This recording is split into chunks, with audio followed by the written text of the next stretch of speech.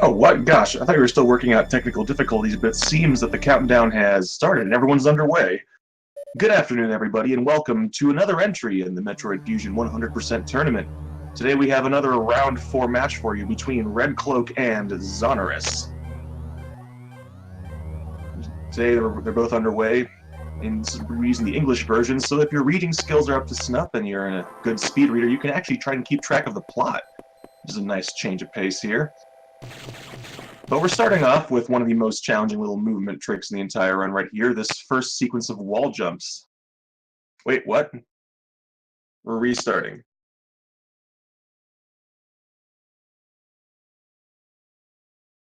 Oh wait, no, we're just synchronizing it. Okay. I see everyone trying to do this little vertical jump climb here. Neither of them quite getting the optimal strat. To be fair, though, this is an extremely difficult strategy because it involves doing wall jumps on very narrow platforms.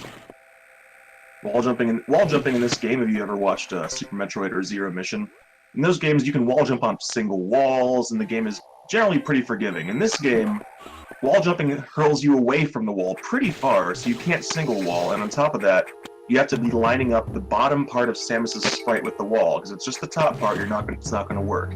And with those platforms being as narrow as they are, you have to be lining up a narrow platform... Ooh, I'm sorry, one moment.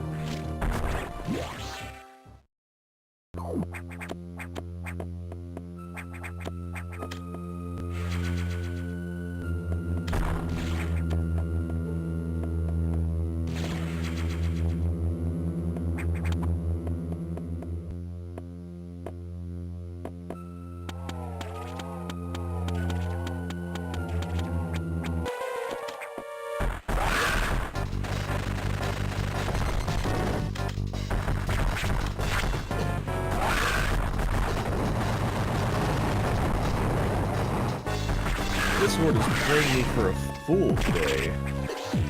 Well played, Discord. Well played. But I think now, I am the one who's going to have the last laugh because I have the correct microphone recording, and it's lighting up. Okay, we're in good shape, so apologies for that, folks. But I'm back, and now we can get back to talking about what's really important, which is this fantastic Metroid Fusion 100% race we've got going on. And I got back just in time to see both of them finish off Arachnus in a short order. So unfortunately that means I missed a chance to talk about a couple of things involving bosses, but there are plenty of bosses left, so we'll come back to those. But this is a great time to talk a little bit about movement. You're going to see them doing... In this game, since the event system is a terrible thing which prevents us from breaking sequence, we have to find other interesting ways of winning back time.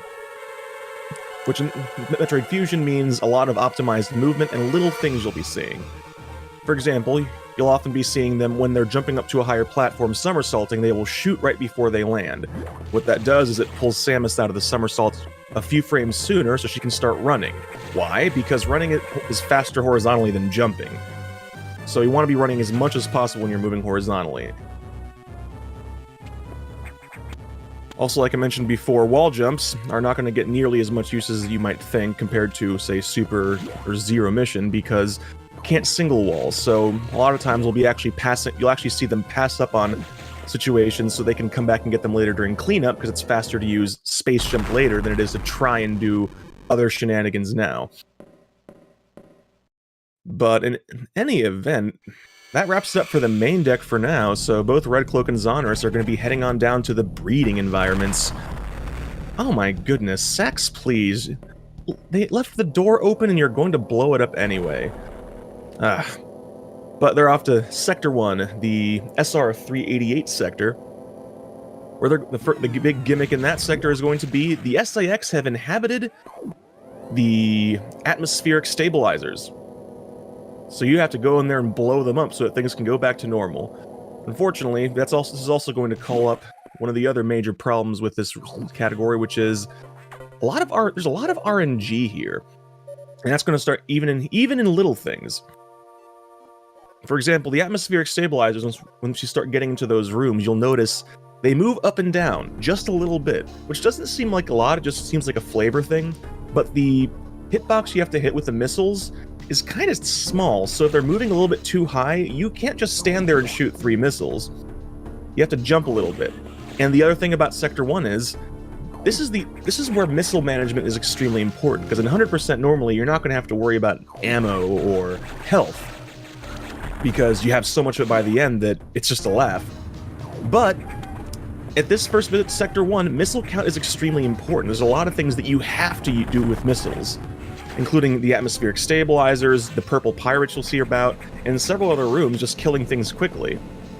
So they both want to be keeping an eye on that missile count very carefully, because if they run out before they get to the boss door, they're going to be having to farm green X's, and that's going to lose them some time. And when they're this close, you don't want to be wasting time like that. Actually, you saw it right there. Xoneris had to wait a second to shoot that... Not Xoneris, I'm sorry. RedCloak had to wait a second to shoot that stabilizer because it was a little bit too high. And Xoneris coming up on the other big threat in this section. These purple pirates, you can't kill them with the beam. You have to use missiles.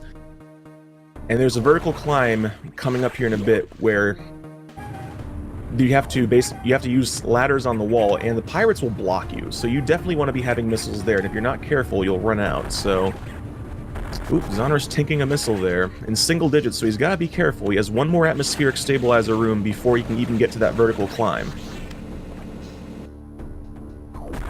RedCloak doing really well on missile count. So, unless Xoneris can... Actually, Xoneris might be okay. He's low, but not too low. It's going to take him 3 to take out this stabilizer. Oh no, that RNG just rearing its ugly head. He didn't get 3 hits though. Oh no. Alright, there we go. With 5 missiles, if the pirates drop green X's for him, he should be fine, because he still needs those 3 missiles for the next eye door.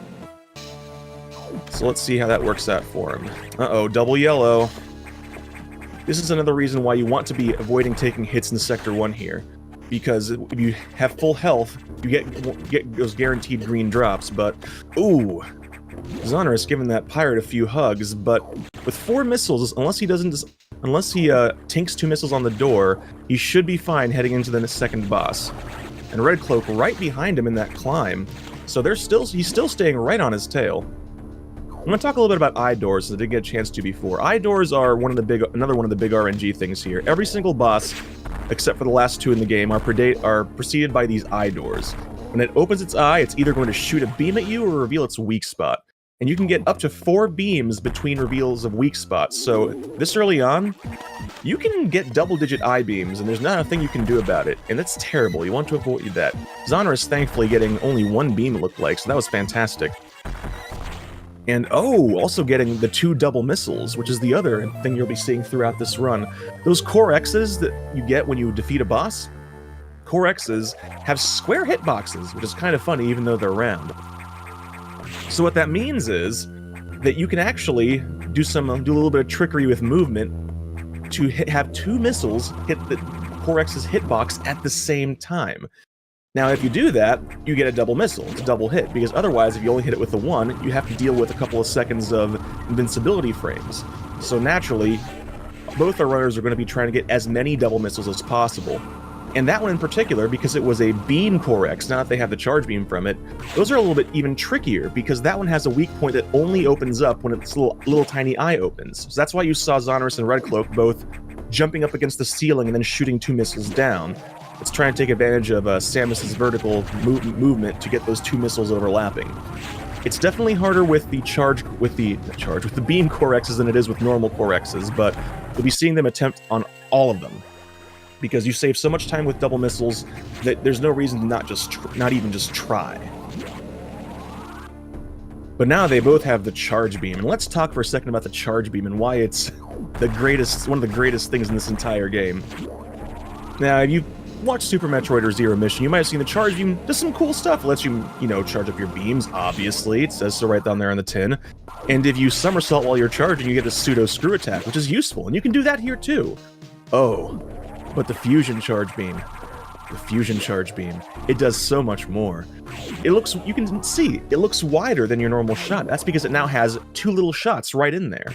On top of that, when Samus fires it, you see a little flash appear around her arm. That flash does damage too.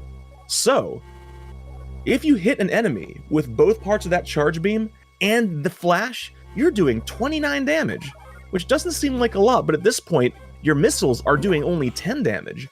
So 29 damage, you're doing almost 3 missiles worth of damage, and at this point in the game, that's huge. But wait, there's more. As you get more beam upgrades, the damage of the shots, the charge shots, multiplier, and the flash all increase. So by the time you get to much later on, when you get things like the plasma beam, which do damage per frame, your beam becomes the most powerful weapon in your arsenal by far. But that's not the charge beam is useful for not just that, the damage, but because those eye doors that we hate so much because you have to hit them 3 times and all the beams. Well, guess what? With that charge beam, if you stand right up against that door with a charge beam and hit it with both shots and the flash, you only need to hit it once, which means from this point on, you will have at most 4 beams. Ideally, you won't get 4 beams, but 4 beams compared to double digits, huge improvement. So charge beam is a godsend in that regard. But, the computer has revealed the identity of the attacker. It's the SAX, which I'm pretty sure is supposed to be Samus Aran X, but let's be honest, everyone just calls it the Sax. And if you hear me say that and you suddenly start hearing Careless Whisper in your head, then you're doing it right. Don't worry. That's totally natural. You don't need to talk to your doctor about it.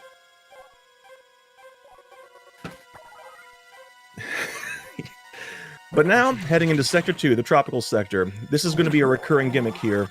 The data rooms are locked by security doors, so we have to go find the security room to unlock the doors. Thankfully, we know where it is. We're not going to lose a lot of time here. But much like Sector 1 being the sector where you have to keep your eye on your missile count, Sector 2 is the one where health is the big issue. Because those red worm things crawling everywhere, those are Zoros. Zoros do 45 damage if you touch them. Right now, both runners only have 3 energy tanks. Ooh, you saw Xoneris accidentally hit that one there. Look how much damage it did. they're all over the place, all over the floor, and remember, like I said before, you want to be running as much as possible, so they're always going to be trying to shoot it without having to jump over it. And one charge shot or 2 missiles will do the job. But the problem is, if you miss with one of those 2 missiles, or your charge beam isn't charged up all the way, you're going to run into it. If you run into a lot of Zoros, your health is low, and in Sector 2, that will get you killed. In fact, RedCloak, I'm sure, is looking for redemption. He actually did, in his last race, took a death in Sector 2, bonking into a lot of Zoros, and then getting killed by the pancakes right before the next boss. So, that's actually, I'm willing to bet that's why he's taking a little bit easier here. And there's no shame in that, because dying in a race is something that you want to avoid at all costs. But Xoneris managed to make it off to the pirate base standee to download his next upgrade. Don't worry, Galactic Federation said it was okay, therefore it's not illegal. Bombs in this game are a bit of a disappointment, I'm going to be honest, because if you watch him drop those bombs, they take a little bit longer to explode than you might remember, and their blast radius is kind of pathetically low. So you can't really bomb jump in this game. I mean, you can do a thing where you jump, lay a bomb, then jump and remorph to hit that bomb, a JBJ, if you will. There's only really a couple of spots where that's useful, and traditional bomb jumping is essentially dead. Yes, and I'm sorry, I'm playing a little bit of catch-up here, but JRP makes an excellent point. One of the things you can do, which is extremely useful with the charge beam, is if you start holding the charge when you go into a door transition, you will always come out the other end with a full charge. And if you release that button while you're going through the door, you will fire that full charge shot on the first frame imaginable. Possible imaginable, same difference. So the point is, in a couple of spots there, you would have seen both Xoneris and RedCloak go into a door and come out with a full charge to blow up the Zoro before they hit it. Very useful. And you'll actually be seeing them do that charge trick in a couple of other spots, because it's also useful for opening those vertical gates that you saw in Sector 1. Especially later on when you get the speed booster, being able to open those gates as the first frame possible is what you have to do so you don't accidentally bonk and lose your speed. It's a very useful trick. But Xoneris and RedCloak taking a couple of little detours to grab items, but they're on their way now to the next boss.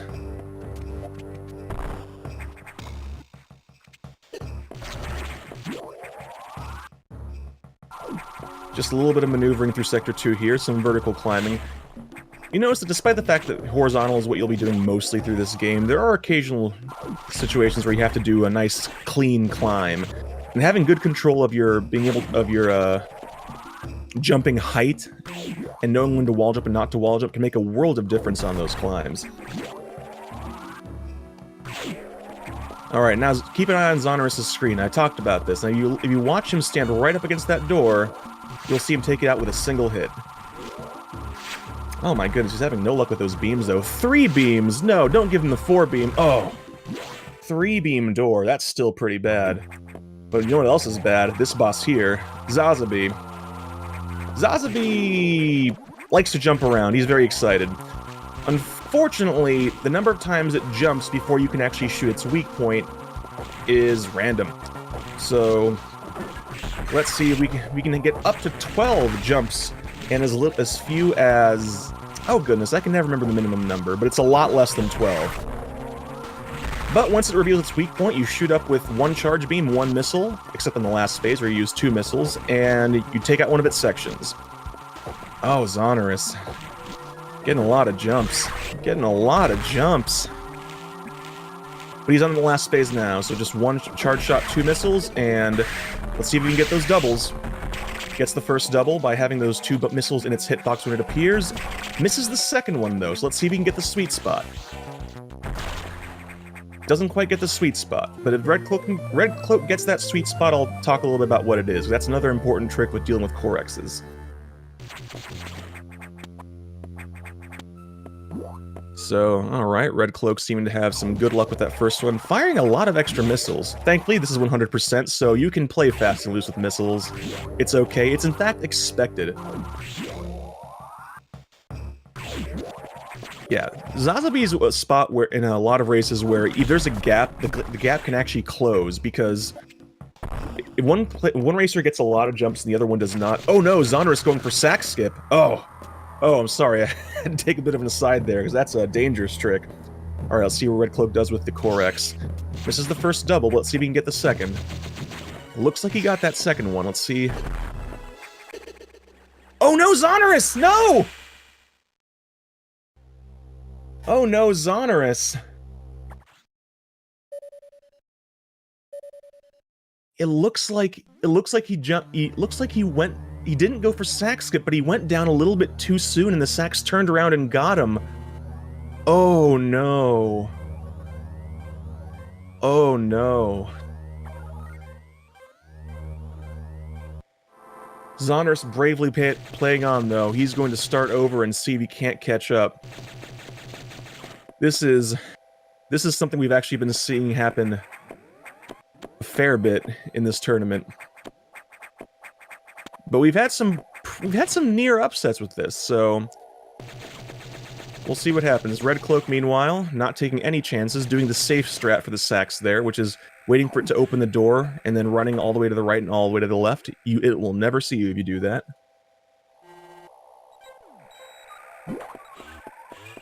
But RedCloak now going to be moving to Sector 2 to head his way out of there and get back to the chatty computer, because the computer has a lot to say all the time.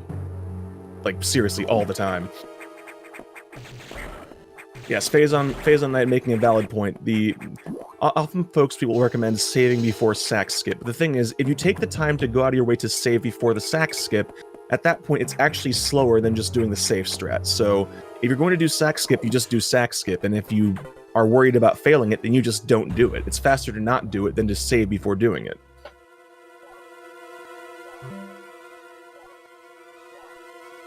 So Xoneris here, going through the early game dialogue again, where the computer talks about the X-Parasites, which I will never get over how dumb of a name that is. X-Parasite. Goodness gracious, what's Mulder and Scully going to come and talk about parasites now? Shoot. He's going to go on his way to fight Arachnus again. I'll talk a little bit about Arachnus when he gets there, because I missed the chance to talk the first time, and Arachnus can actually be an early game reset point if you're going for PBs, so I wanted to at least say a couple of words about that. But RedCloak, on his way over to Sector 4, Sector 4 being the water sector, and also, fun fact, the only sector where coming down off the elevator you go to the left to get into the navigation room instead of the right.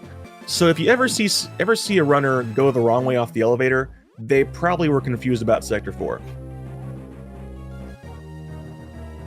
Now, the gimmick in Sector 4 is that it's flooded, and the water's been electrified. So we have to lower the water level so that we can do things. It's never really clear on what the things are. But the other thing is that there is a very fast-moving worm here in Sector 4, Xoneris. And so we're going to have to deal with Xoneris, as you might imagine. But Xoneris is, I think, is really cool because it's the poster child for why the charge beam is so great. So remember how I was talking earlier about the 2 shots and the flare and how hitting something with all 3 of them does a lot of damage? Well, Xoneris is supposed to take 5 missiles to kill, which is 5 rounds of watching it fly around the room really quickly invincible. However, with the charge beam, you can turn those 5 cycles into a 2 cycle. And that's what both RedCloak and Xoneris are going to be trying to do. So, a little bit of fancy maneuvering here. Pseudo screw attack is extremely useful in this early part of Sector 4. And it's actually very easy to lose a lot of time and take a lot of hits in this section, because there's enemies everywhere.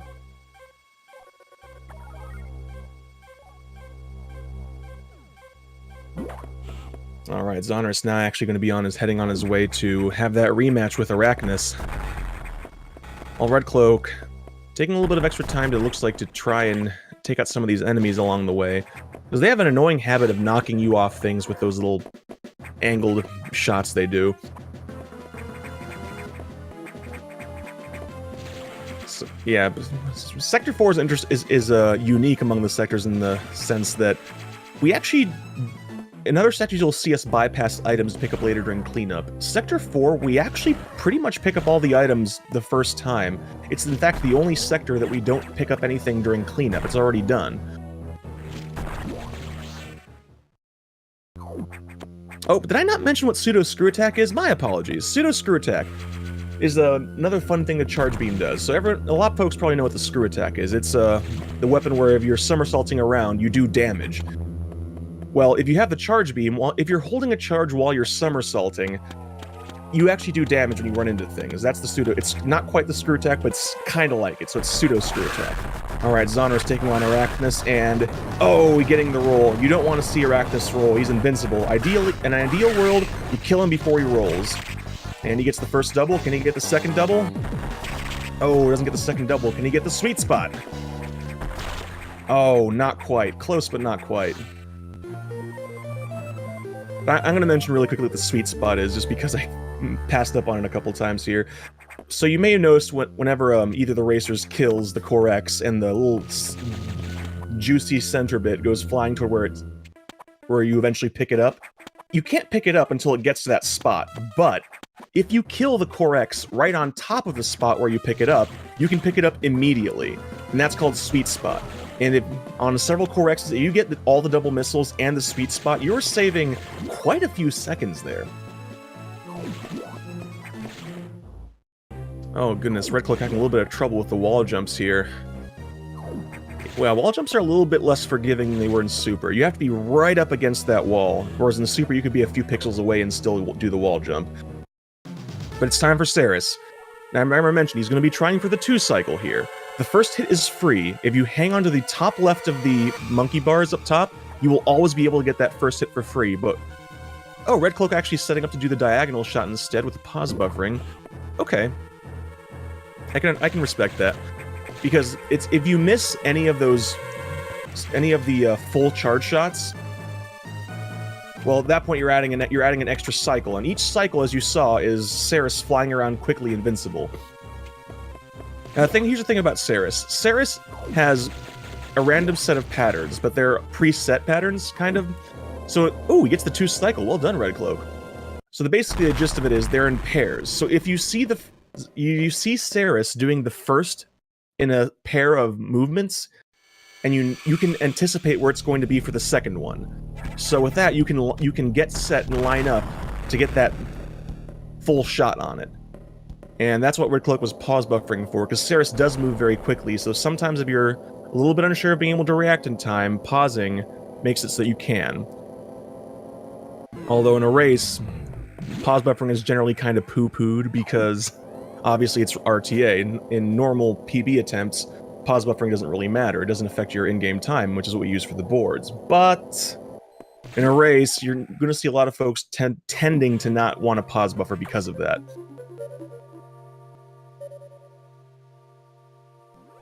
And now RedCloak just going to pass through and grab a few more missile tanks on his way out of Sector 4.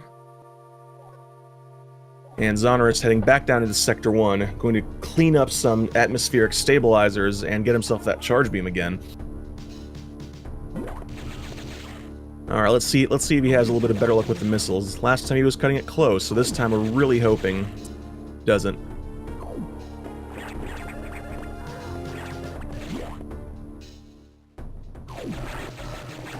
And oops, seems having a little bit of hang up on my restream here. Bear with me a moment.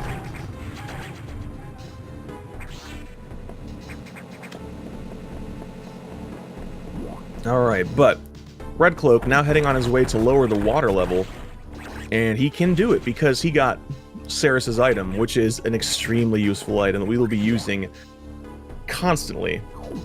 I am, of course, talking about the one and only, the Speed Booster, which, as you may imagine, go in a straight line for long enough and you start glowing and going very quickly. Unfortunately, unlike Super Metroid, since you don't have a dedicated dash button, you can't do all that fanciness with the short charge or the 3 or 4 tap or all those things. You just have to go in a direction until you start glowing. That's all you can do.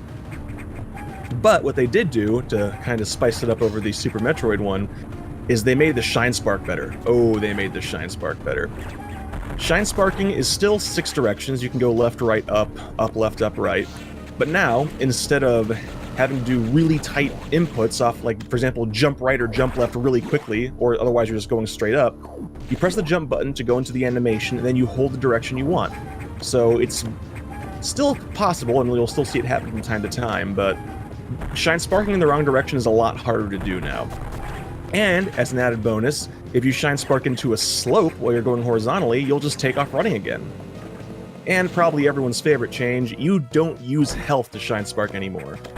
Which is great, because we're going to be shine sparking a lot, and if we had to keep an eye on our health on top of doing all that in this game, oh boy, this one would be a nightmare, let me tell you. But RedCloak is done with Sector 4 for now, so he's heading back to talk to the computer, who has so many words to share. And let's see what the computer has to say now. Well, you had to kill Xoneris. Them's the breaks. I forgot what expression I was trying to use there. So Xoneris about to go fight that charge boss again.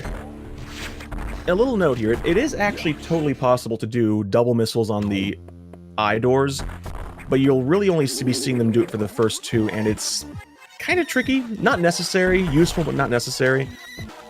And oh, Xoneris not getting the doubles on that core, so he's probably going to try and get the sweet spot on this last hit here. Got it. That was a perfect sweet spot right there. It didn't flash at all, it was just, you could just grab it immediately. Alright, Xoneris now overpowered, and on his way to show the entire rest of the station how powerful he really is. And RedCloak on his way down to Sector 3, the hot sector. So you remember that gimmick from Sector 2 where you had to find the security room to open the door so you can get the data? Well, we're going to have to do that again here. RedCloak going to have to use his newly found speed booster to get to that security room so that he can download the best missile power-up, the super missiles. Because unlike Super Metroid or Zero Mission in this game, super missiles are just an upgrade. Your normal missiles just become more super. And I actually really like that. And not just because super missiles in this game are my favorite version of the super missiles. They're just so satisfying to use. I'm getting a little bit ahead of myself, though. Wow, Xoneris just tearing through Sector 1 right now. Already done clearing up all the stabilizers. So he's going to be on his way out and heading off to Sector 2 here in a moment. And RedCloak going to be... Let's see how he decides to do this room. Okay. Going after that missile tank down below first, which is usually pretty common. Opting to wall jump up to get it. You can actually jump vertically up and get it, but... I forget which one's actually faster. Okay, now over here on the left... Oh! Clever use of... Oh, okay. Clever use of pause buffering to get the short distance, to basically get that shine charge at the last possible frame there. Normally you'll see folks run all the way to the right and wait for those floor blocks to reform. RedCloak, not having the patience for that, just running to the left and stopping right on a dime.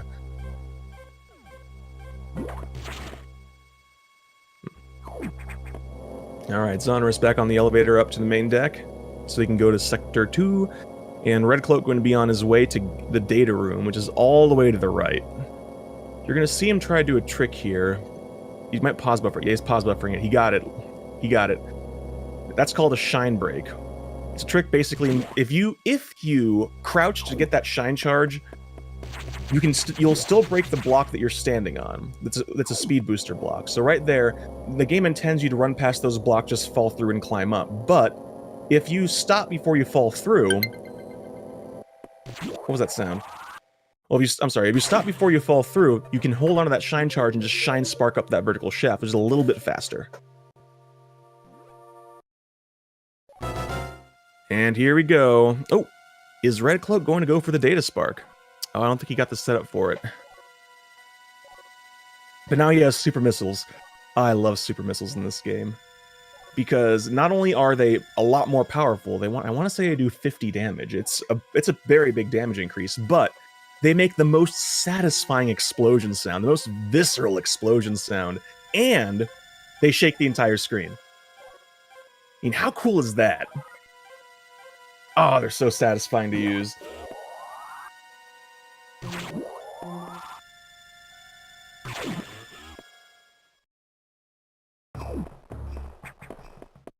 But in any case, we are on our way to the next boss. This one does not actually involve an eye door, but it's still no less annoying.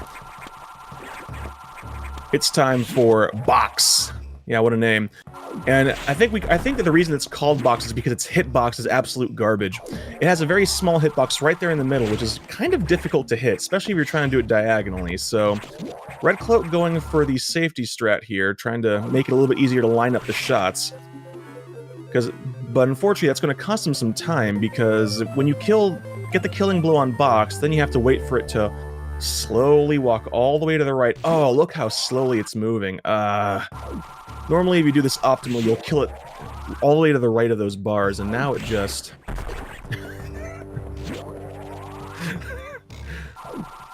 Ross, they don't have power bombs yet. Come on, man. We'll talk about power bombs when we get there, don't worry. But, yeah, you're going to be seeing RedCloak making full use of Shine Sparks and Super Missiles to get out of this Sector 4 as quickly as possible. And Xoneris getting those bombs back in business. Well, the business of not being able to bomb jump, that is, because, again, bombs in fusion, disappointing.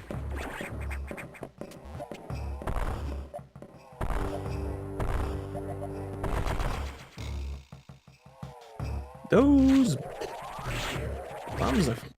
Yeah, I got a little bit distracted, sorry. So anyways, the computer talking to RedCloak here, talking about one of the problems with Sector 3 being it's full of hot rooms, so you couldn't really go out of your way and explore it too much. And now we need to go to another data room, but the data room in Sector 5 is the ice sector, and because Samus is now part Metroid, cold rooms do as much damage as hot rooms used to do in Super Metroid. So, we need the Various Suit. We need the Various Suit badly so we can go into all those hot and cold rooms. And so RedCloak is on his way to Sector 6 to do just that, get the Various Suit.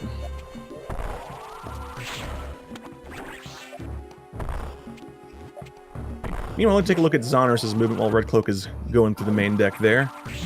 Xoneris having pretty clean movement. He is... Ooh, that was fancy right there. Ooh, bonking on the blue Zoro. Those guys do a lot of damage.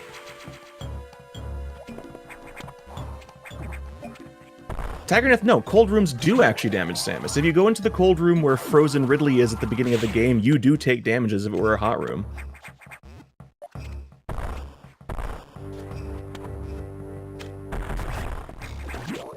But you did, however, mention the other thing that RedCloak is going to have to worry about here. There are blue X's in Sector 6. They're cold X parasites, and like the parasites that try to escape, these are going to try and get caught by you, and if they catch you, they do a lot of damage. I want to say they do 35 on initial impact, and then another 35 just of being frozen from the inside. You don't want to get caught by these guys. Thankfully, the route you have to take doesn't have that many of them. But you still have to be careful, because if you get hit by one, like I said, it does like 70 damage, give or take. It does a lot of damage. And it also knocks you back, so if you're not careful when there's a few of them around, you're going to be taking a lot of damage. Alright, let's see if Xoneris has some good Zazabi luck to try to put him back on track here. Oh yeah, there are not very many cold rooms in the game. That much is certain. But they're strategically placed so that you can't do much until you have the Various Suit in Sector 5.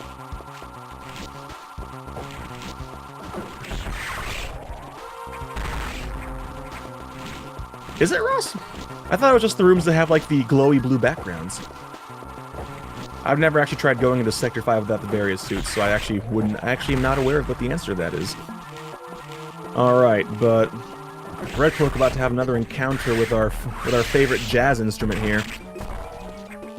It's time for Sax Chase Part 2. Now, this one we're going to have to play around with the sax a little bit again, but this time, however, it's a lot safer. What you're going to see RedCloak do here is he's going to wait for he's going to wait for the sax to drop the power bomb, take a couple of steps, then he's going to shoot it.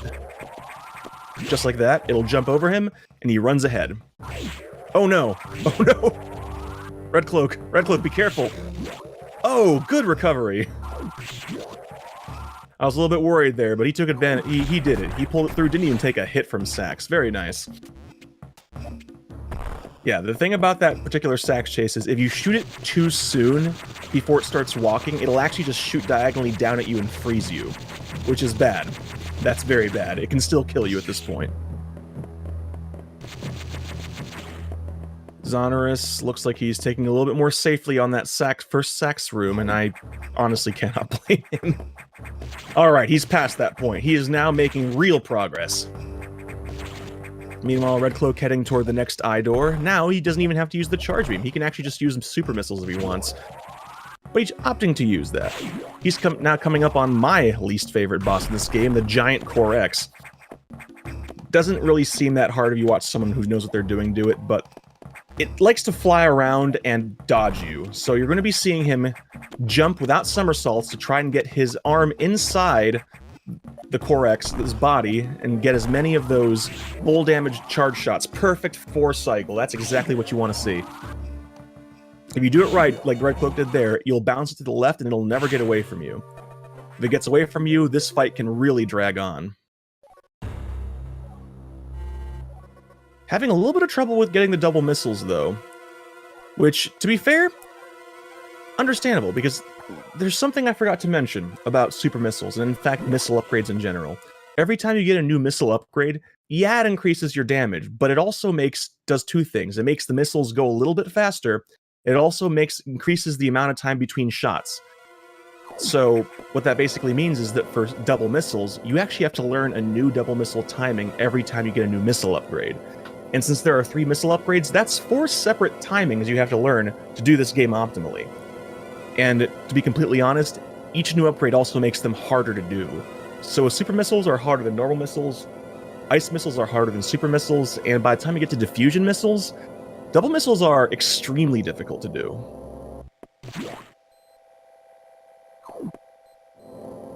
But RedCloak grabbing a couple of items along his way there, and little fun factoid there, those blue X's the first time you climb the shaft, they all come at you, wanting to hurt you.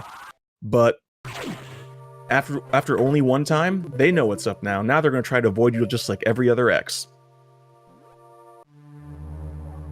And I've also been trying to ignore it, but I can't. It's impossible to ignore it. The various suit in this game is so ugly. Holy cow. I don't even know what they did. Did they just throw like a thing of like Pantone swatches at a wall and just pick up the ones that clashed the most? I don't know. But the mustard suit, as it is, I guess, affectionately called by some folks, is, yeah, it's gross. But thankfully, it does at least do some cool things for us. The various suit decreases the damage you take, although you might not know it because things start doing more damage around this point too. It makes it so that the hot rooms and cold rooms no longer hurt you, which is the big important thing. And also, if the SAX shoots you with an ice beam, you are no longer frozen by it, which is extremely useful. Well, it would be if we saw the SAX more, we really don't. But the few times we will see it for the rest of the run, it will definitely protect us against those being frozen.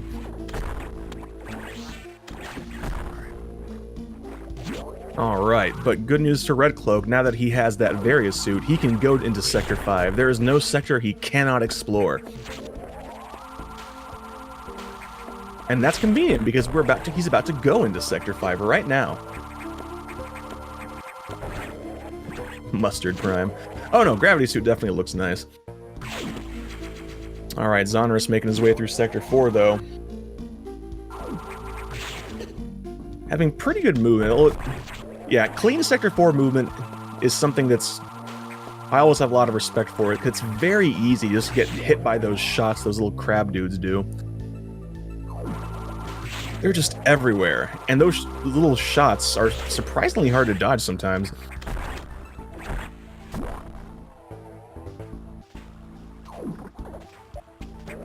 Xoneris on his way to Ceres. We're hoping he gets that 2 cycle as well, and maybe gets the double missiles in the sweet spot. Gain some time there. And RedCloak on his way to the Sector 5 elevator, which is on the far opposite end of this pod of elevators here.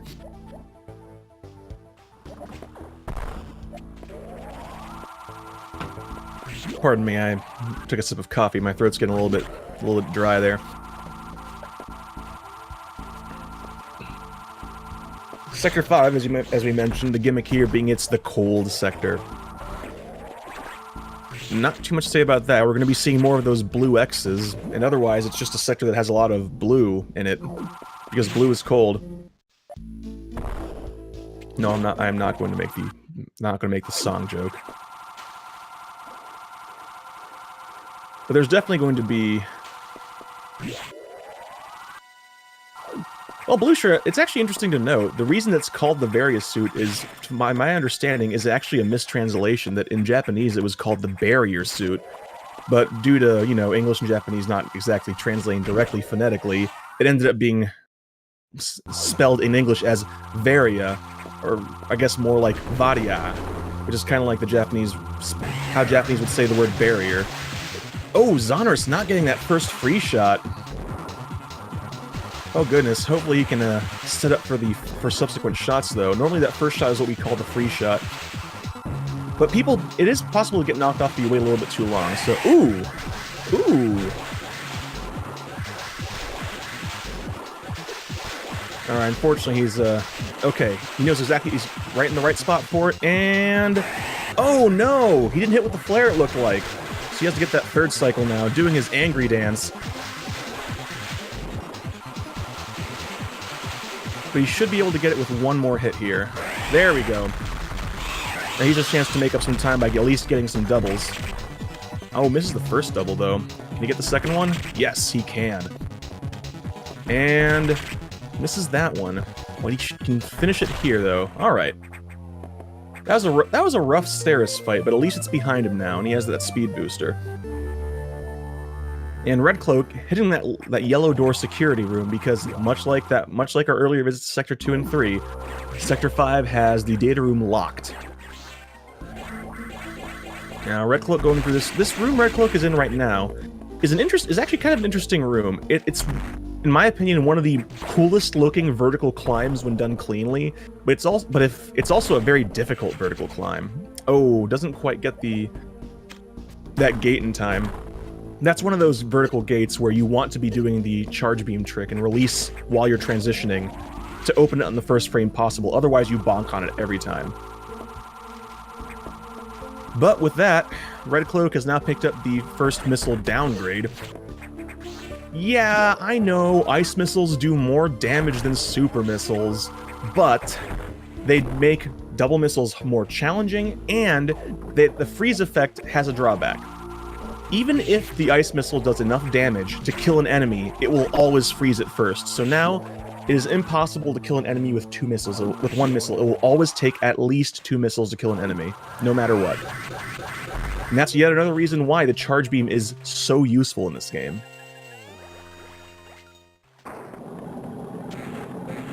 Oh, RedCloak unfortunately having bad Ripper positioning. The gimmick in this room, you're going to be seeing this gimmick a couple more times in this run, is killing an enemy and having the X reform into a different enemy. And in that particular case, the Ripper, you want to form in the middle, facing to the right. Unfortunately, it formed in the middle, facing to the left, so he had to wait for it to go all the way to the left, and then go all the way back to the right so he could get that missile tank. And we're going to see it again here, actually. Kill a couple of enemies, and then after that second kill, it'll go down to the Kago and turn it into one of those big green pillar things, which you can use as a floor to get that shine charge you need. And Xoneris just plowing through here. He is not slowing down even a bit, having very clean play on his Sector 4 playthrough. I'm sorry. my throat's a little bit funny this morning. Well, afternoon. But RedCloak, done with Sector 4 for now, heading back into the giant room, and just ignore that shadow in the background. I'm sure that was there before. No problems whatsoever. Nothing to worry about. Nothing to worry about. Everything is fine.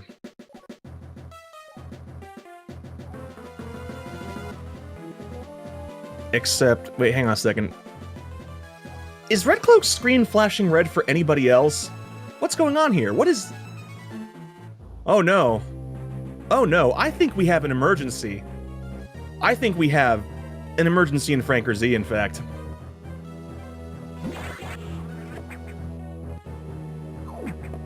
That's right. It's time for emergency in Franker Z. everyone's favorite timed section. And as the strangely calm and polite lady voice tells us, emergency in Frankersy, 6 minutes to main Magoo explosion. We have 6 minutes to get down to the bottom of Sector 3 and figure out why the heck is the boiler overheating. This particular section is, the meme is a little bit awful, but you know what? It is a treasured part of Metroid Fusion speedrunning. You are playing along with one of the most storied traditions in Fusion races. But in any case, this is a very movement-intensive sequence here. Oh no, RedCloak not quite getting the speed charge, having to take the long way around. But in any case, we're gonna be this vertical shaft that we took before to go up. This time we're taking it down, and there's going to be a lot of tight movement involving ice missiles, charge shots, and all the like.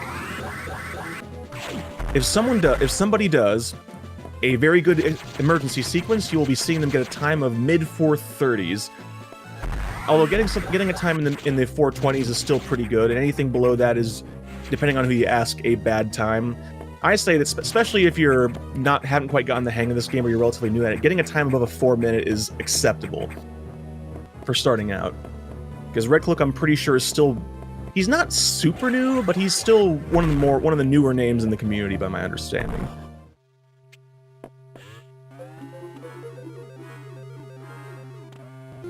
So you'll be seeing him do a lot of tricks, including jumping above these stretchies and firing down to freeze them, which looks really cool. Alright, Xoneris on his way to get the super missiles. Meanwhile, RedCloak taking some safety stress. He has taken quite a few hits before this point, so his health is lower than he'd like. So he just has to make it to the eye door. Because remember, killing an eye door also gives you a red X, which gives you I want to say 500 health and a lot of ammo. So he's almost there. Let's see how many eye beams he gets this time. Oh, I'm having a little bit of trouble trying to freeze the hoppers so he can kind of quick jump his way up there. Not quite getting it, so he's just gonna go the intended way here. Let's see how the door treats him. Oh no, eye beams. And unfortunately, this is also one of those challenging beam core X's. And now with ice missiles, doubles on a beam core are definitely more challenging. Oh, he's actually going up here to try to set up the doubles. Interesting. I don't think I've ever seen anyone try this. And now he's going to come down and see if he can get that last hit with the sweet spot, and that was an interesting little alternative strategy. But he is done. The emergency is over. No more self-destruct. Cooling unit operational. And with that, RedCloak now has the wide beam. The next beam upgrade. The beam is now obviously wider, and it has 3 parts instead of just 2. And, the best part, it increases the damage of the basic shot, the charge shot, and the flare. So the mighty charge beam is even mightier now. So now we're just gonna see RedCloak make his way back out of Sector 4 here. Just do what he did before in reverse with less dramatic music. Now let's see how Xoneris handles box. Let's see if we can get a faster strat here. So far so good, that was a very strong start. And if he does it right, he'll finish it off right. Oh, hopefully you can finish it off before he drops that firebomb, but no, that was a very good box. That was still a good box. As you can see, Box had a lot less distance to walk than he did when RedCloak killed him on the far left, so that saves quite a few seconds.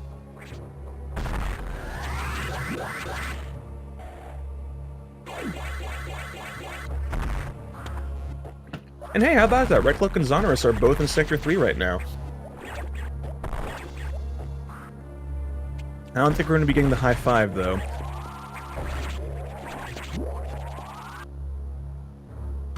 But RedCloak, just going to be, like I said, making his way back out.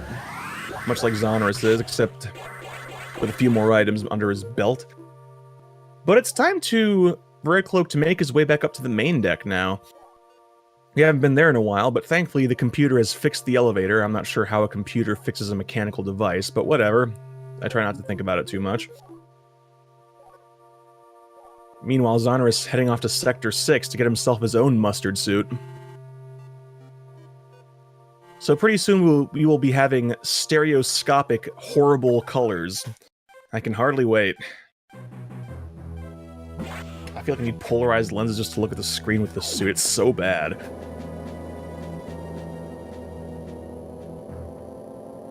So anyways, yes, there's potential survivors on the main deck. No, it's not actually people. Everybody is dead. That's just how things go. However, it's something even better than people. I'm of course talking about the animals. That's right, the animals from Super Metroid. They're actually here, and we get to save them. This is good. It really, no, I'm not even joking. This is good. You want to save the animals.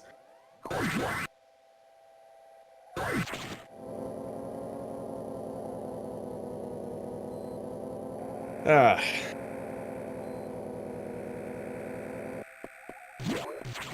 I'm a little bit hard-pressed here. I think I've covered most of the general things I wanted to cover, and there's not much going to be happening in this section here.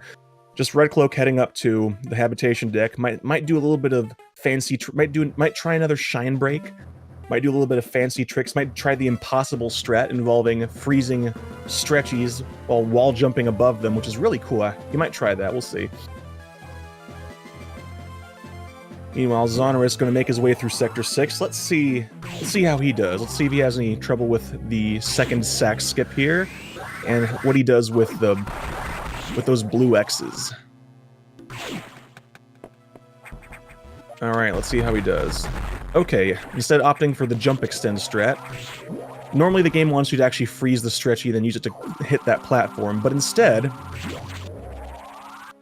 instead he did jump extends, which are another trick, which it's not a trick that's used in any specific spot, but it's useful as a backup in a lot of places. Basically, much in the same way that shooting when you're somersaulting lets you land on the ground faster so you can start running sooner.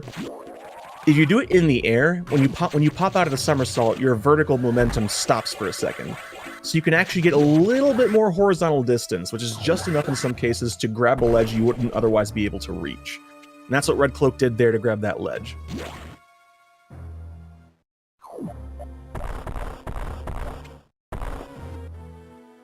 Alright, but that's going to do it for the habitation deck. RedCloak getting pretty quick animals there. The animals popping out through that door to say hello are actually a little bit RNG.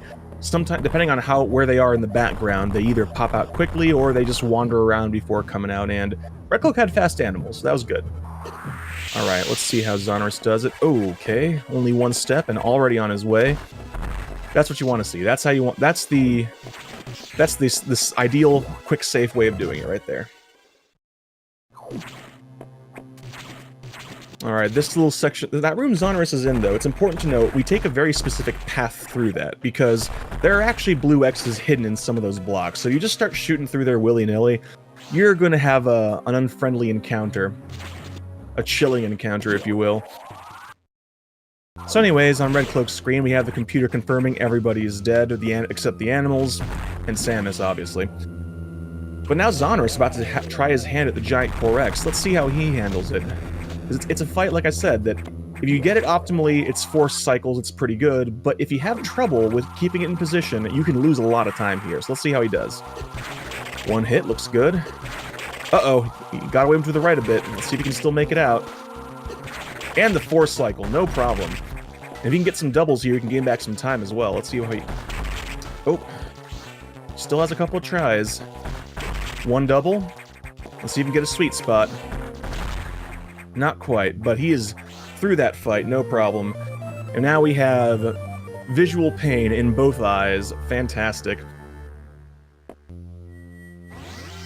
Hello darkness, my old friend.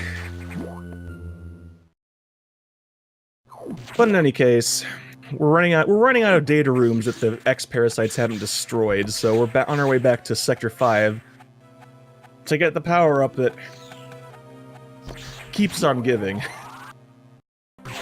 It's time for power bombs, folks, that's what I'm saying here. And power bombs, like in Super Metroid, are big, they're loud, they're even louder, in fact. Feasible screenshots or didn't happen, that's all I'm saying. But The power bombs, they're even louder than the Super Metroid, but they have a couple of extra effects to make up for the fact that they hurt your ears. They also reveal blocks now. They basically gave it built-in X-ray visor functionality, and they also act as a bit of a vacuum effect. So if you destroy a bunch of X-Parasite enemies, the little floating X-Parasites will all get sucked right in toward where the explosion was, which makes it easier to grab them. So if you're in a room with a lot of small enemies, drop a power bomb and you will have a fistful of X-Parasites to replenish your health and ammo. Oh yeah, Xoneris is playing very well right now, so he's still quite a fair bit out, but he's closer than he was when he had to restart. And RedCloak has the power bombs. We're going to be using them immediately, right here. Actually, no, I'm kidding. First, we're going to actually... Oh! Did he get that energy tank before? Did he get that energy tank before? I think... Okay. He remembered. I was about to say, hang on. I think he's missing an energy tank. He remembered he missed it. Okay. Yeah, you can get it earlier when you get the ice missiles, but it's actually a bit faster to get it with the power bomb, because otherwise you have to use 2 separate bombs to blow up that wall. Alright, good catch, RedCloak, good catch. We've had a few racers end in loss because even though they went faster, they didn't get all the items, so it's always a bit of a breath of relief when people realize they missed something. And this room here is actually a sax chase, but you wouldn't know it because you don't actually see the sax. Although you do see a couple of shots because it tries to hit you anyway, but it's a bad shot.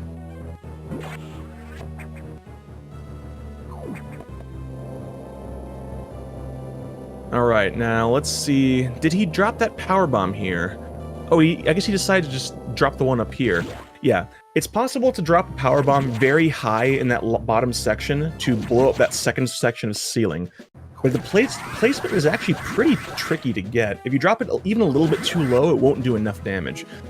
Oh my gosh, RedCloak having a really bad Ripper placement in this room. That's unfortunate.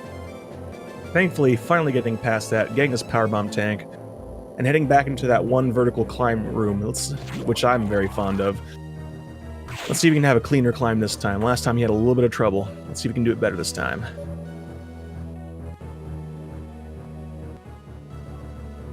Meanwhile, Xoneris is... Oh, Xoneris is now also in Sector 5, so we're having some sector overlap at different times, but nonetheless, it's pretty nice, at least from my perspective. So he is on his way to get the missile downgrade. Oh, RedCloak, unfortunately, getting hit by the enemy there.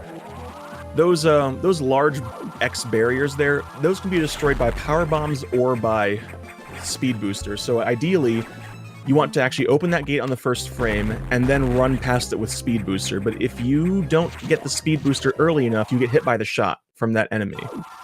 And RedCloak, this is one of the first of the annoying puzzle rooms. Under each of these rippers is, oh, crumble blocks, just like that. You have to freeze them in just the right spot to get across, which is, FYI, a little bit to the left of center, because you actually have one block on the right that you can use to stand on.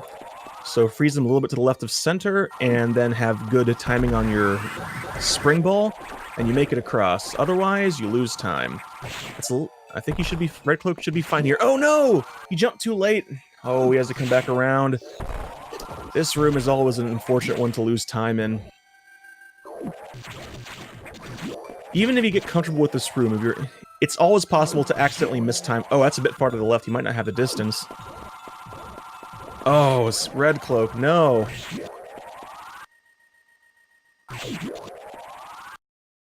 Yeah, this... As much as I like Fusion, I will say several of the puzzle rooms to get extra items in this game are kind of mean. And this one isn't even one of the meanest ones. This is up there, but not not the meanest one. We'll be seeing some meaner ones later. You just wait and see. Oh, Xoneris having a nice clean climb there. So he is on his way to get himself some ice missiles, and RedCloak is just on his way out of Sector 5 entirely now.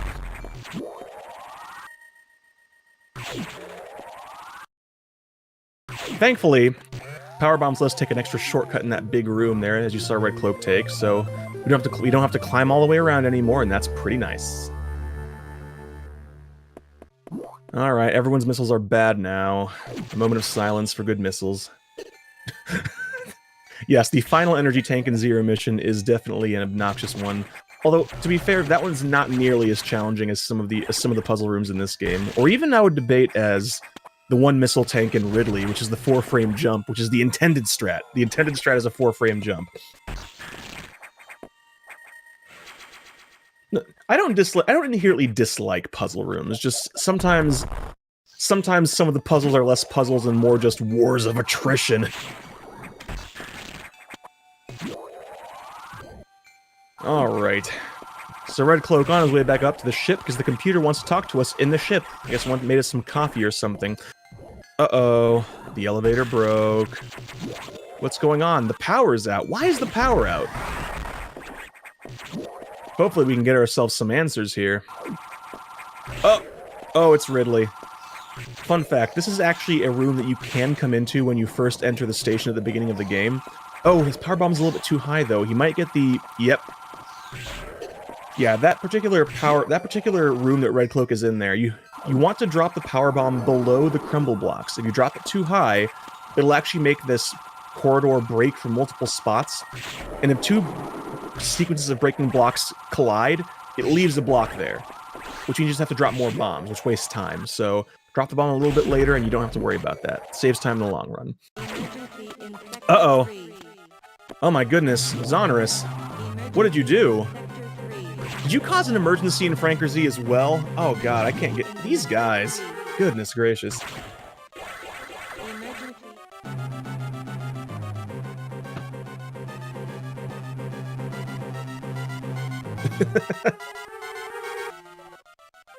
Oh, chat, you never disappoint. Thank you so much. Don't ever stop.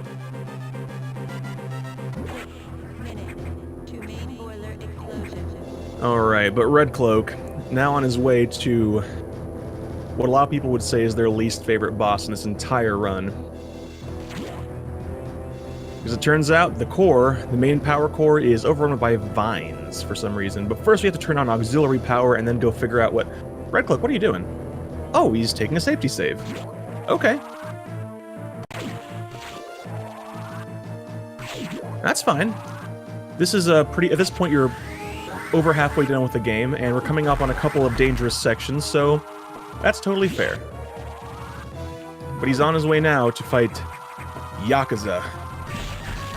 The annoying RNG spider of enormous frustration. But before he does that, he has to make it through these vines and deal with some more purple pirates along the way. Meanwhile, everyone please take your bets. What time do you think Xoneris will get for ending the emergency? As I mentioned before, mid-430s is considered an ideal time. He just took a tumble into the lava, so I would not gamble that. 420s is a decent time. What do you think?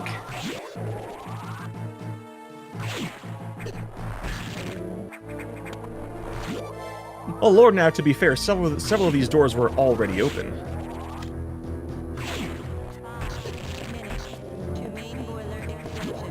Okay, RedCloak grabbing the out-of-the-way missile tank here a little bit, and on his way to that door.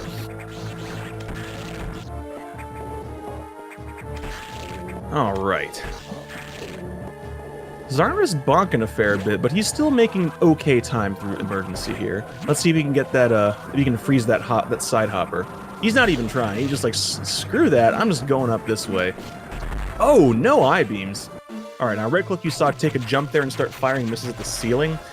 If you scroll the screen up while you're firing, you can hit Yakuza before he even shows up, which means hopefully you're only going to have him open his mouth one additional time here, just like that. So hopefully he can finish him off here. Oh, didn't do enough damage on that first hit. And the annoying thing about Yakuza is he comes down like that, and you get grabbed and shake free to reset his cycle. And then you hope that the next time, instead of coming down, he just opens his mouth. But no, God, RedCloak is having horrible luck with Yakuza. Oh my goodness. This is very unfortunate. Alright, but he's on to phase 2 now. Phase 2 is the annoying phase, because Yakuza just bounces around randomly. You gotta hit him in the mouth. But he's opting to use Charge Beam, which does a little bit more, Wave Charge does a little bit, not Wave, Wide Charge does a little bit more damage than missiles do, but it's harder to hit with it. Most folks just opt to use missiles. So, let's see what he does here. Okay, Yakuza's done. Let's see if he can get some doubles. Like I mentioned before, doubles with the ice missiles are harder even with the super missiles, but oh, he gets one. Nice. Can he get another? Nope, didn't even get close to that one. Yeah, that added gap between the shots makes doubles a fair bit harder. Let's see if we can at least get a sweet spot. Ooh, I think that was... Unfortunately, I couldn't quite tell. I think that might have been a sweet spot, but it was a little bit difficult to tell. But on the plus side, that means RedCloak now has the Space Jump. Space Jump does two things. It lets you jump repeatedly, although it's a little bit finicky about it. It's not quite as... It doesn't quite feel as... not intuitive, it doesn't feel as good as the Space Jump does in Zero Mission, I'm going to be honest. But, another thing it does is, you can no longer wall jump now. Now you can only Space Jump, no wall jumping. But now that we've taken care of getting the auxiliary power back online, we have to figure out what's causing these vines. The answer is obviously in Sector 2, so he's going to take a bit of a side journey here into Sector 2. Unfortunately, this leads to one of the more nerve-wracking parts of this game casually, the big Sax chase. This is the unavoidable one. This is the one where you have to confront it and then run away. So let's see how RedCloak handles this.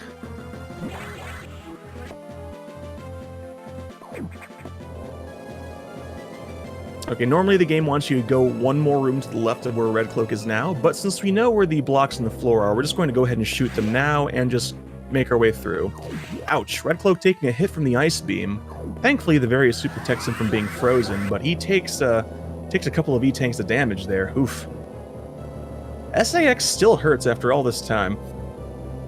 Alright, now remember that he dropped that power bomb in that room, because we'll be back there later. He's doing that for a reason. But after the annoyingness that is Yakuza and the nail-biting experience that was that Sax chase, it's time for a nice chill boss, a nice simple boss. It's time for Notori. RedCloak is on his way to the Notori boss fight, which is probably the easiest fight in this entire game, because Notori does not really have invincibility frames, and Notori does not move, like, at all. So he's just going to stand on the far right edge of this platform so that he doesn't get... So only one of the flowers drops spores, and then he's just going to spam missiles right into its stupid face. Look at that. That's all you gotta do. Stand there, shoot missiles. That's it. After a moment, you're going to have to also dodge some beams, but you still just stand there, shoot missiles, and either crouch or jump. So, just give it a few more seconds, and Notori will be history. Meanwhile, Xoneris, let's see how the animals treat you. Oh, that third Edakun just was all the way on the other side. That was almost a really good animals. Alright. RedCloak trying to fight this Corex. This is one of the more challenging Corexes to fight. The room is kind of short, and with the ice missiles being what they are, it's a little bit tricky to set up for doubles here. Still absolutely possible, and many folks do it, but now's where it really starts getting challenging to do the doubles. Meanwhile, on Xoneris' screen, everyone take a look so that your eyes can hurt as much as mine do. Ugh, close up. That suit is so gross. But RedCloak now having one of the most powerful upgrades, the Plasma Beam. Plasma Beam, here's the thing. The Plasma Beam does, if you want to get super technical, does less damage per shot than the Wave Beam, but it's offset by the fact that it passes through enemies, and that its damage is not on impact, it's per frame. So when you shoot the Plasma Beam through an enemy, it does damage per frame that it's inside their hitbox, which for normal enemies and for several bosses is better. But unfortunately, for a couple of upcoming bosses, it's also actually worse. So we're actually going to be relying on missiles to do most of our damage against a couple of bosses coming up here in a bit. Oh, Omega Phoenix? The double missiles are harder the more missile upgrades you get, because with every missile upgrade you get, your missiles both travel faster and actually there's also a longer cooldown between shots. So you can't fire them as quickly. So the more missile upgrades you get, the timing to actually hit the Core X with 2 at once is a lot more difficult.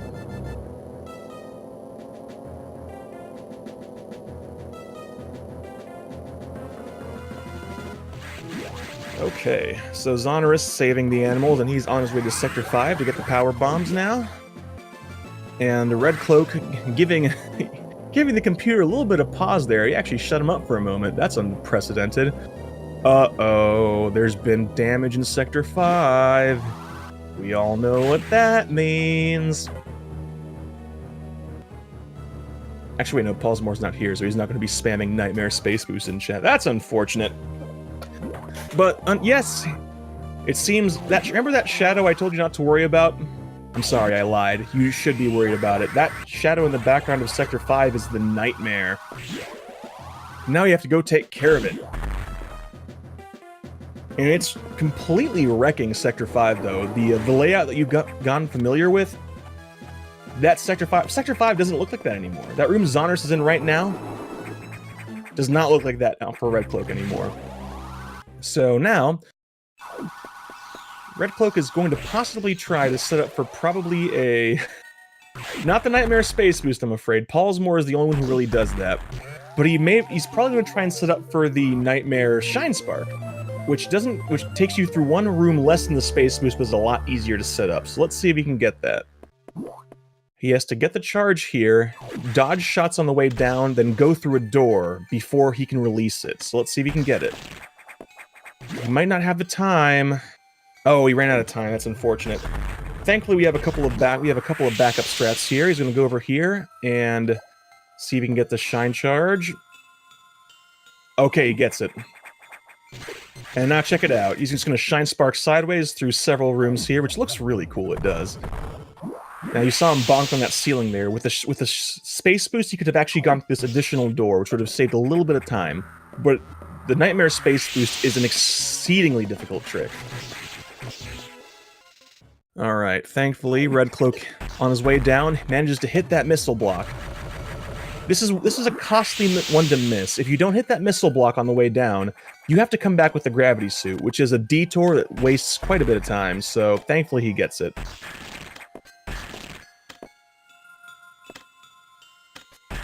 Alright.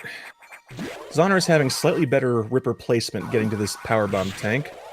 Saving a little bit of time there. But now with power bombs in hand, Xoneris is on his way out of Sector 5, and he's on his way back up to the main deck to deal with Yakuza himself. So hopefully he has a better Yakuza, because RedCloak did not have a good Yakuza.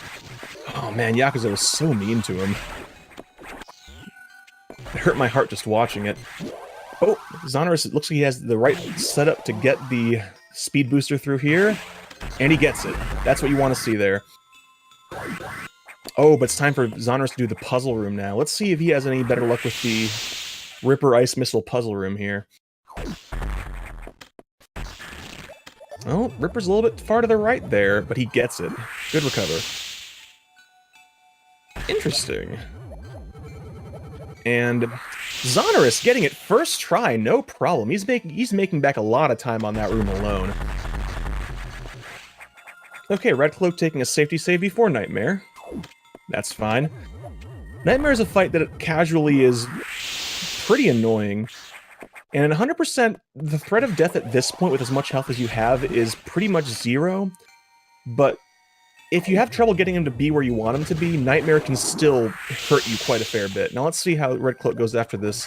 Okay, he's going for the safe strat. The intended strat of going up and around to get this energy tank. It's a bit slower than doing the unmorph strat, but the unmorph strat, if you screw it up, you have to come back after the fight. But it's time for Nightmare, so everybody, if you would be so kind, tell me what the heck does this Nightmare look like to you? Because I'm not sure. We've heard all sorts of great ideas in chat. We've heard it's a softball. We've heard cat in a microwave. We've heard what Ross's Jello looks like when he puts it in the microwave.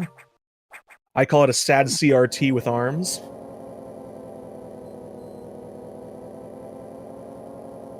And okay, phase 1 done. RedCloak had a very good phase 1 there. Now he's going to set up, and like I said, this is the one where missiles will be this primary source of damage here, because unlike other enemies, the plasma beam does not go through Nightmare. So you're going to be spamming missiles. It's faster than spamming charge. And so if he gets the setup right, he's hoping to get it set up so that you can have a nice angle for get more missiles in his face here. Hopefully... Alright, good setup, good setup. He should be able to finish Nightmare off here. And he does. Took a little bit longer than he would like to get him into position, but he got good positioning, which is the important thing. Now let's see if we can get some doubles on this core.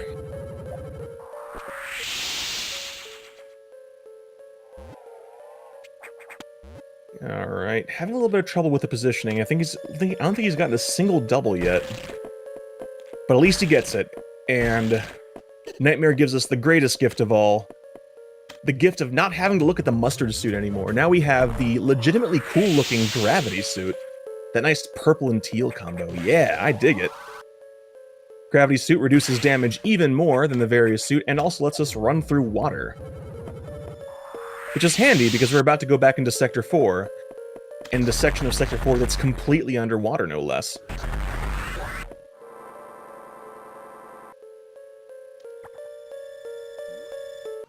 Ooh, RedCloak not opting to do the Shine Spark to get through this room a bit faster.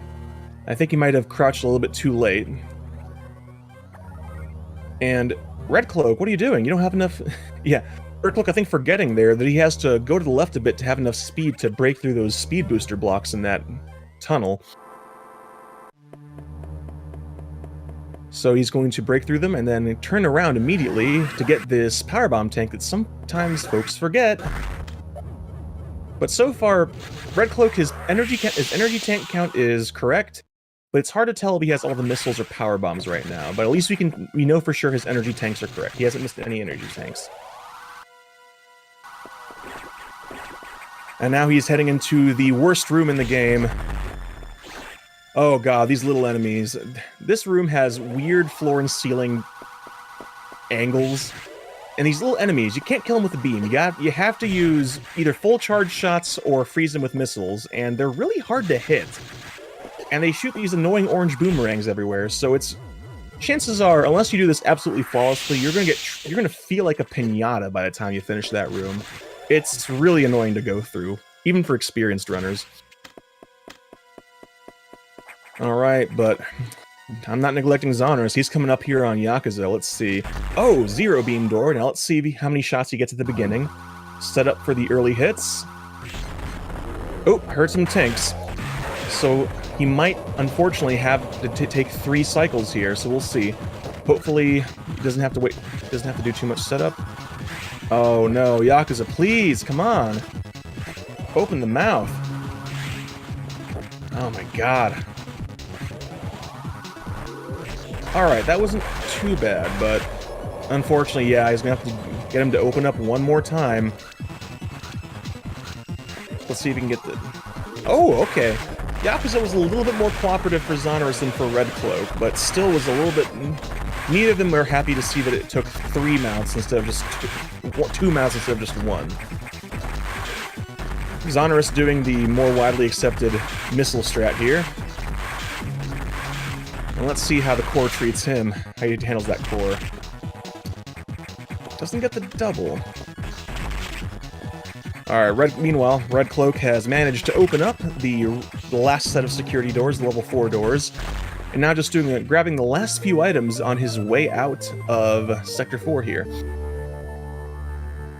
But he has one last stop that the computer didn't tell you about. There's actually one more data room here in Sector 4. And we're going to stop there, even though the computer didn't say anything about it, but there is a power-up waiting for us there. Alright, Xoneris having a pretty decent Yakuza fight. It looked better than RedCloak's fight as well, so Xoneris continuing to make up lost time here. Still a fair bit behind, but definitely closer than he was, closing the gap, and we still have... I'd say probably around 30 minutes of gameplay left, so and with cleanup being one of the most execution-heavy parts of the entire run, this race is far from over. It really is. Far from over.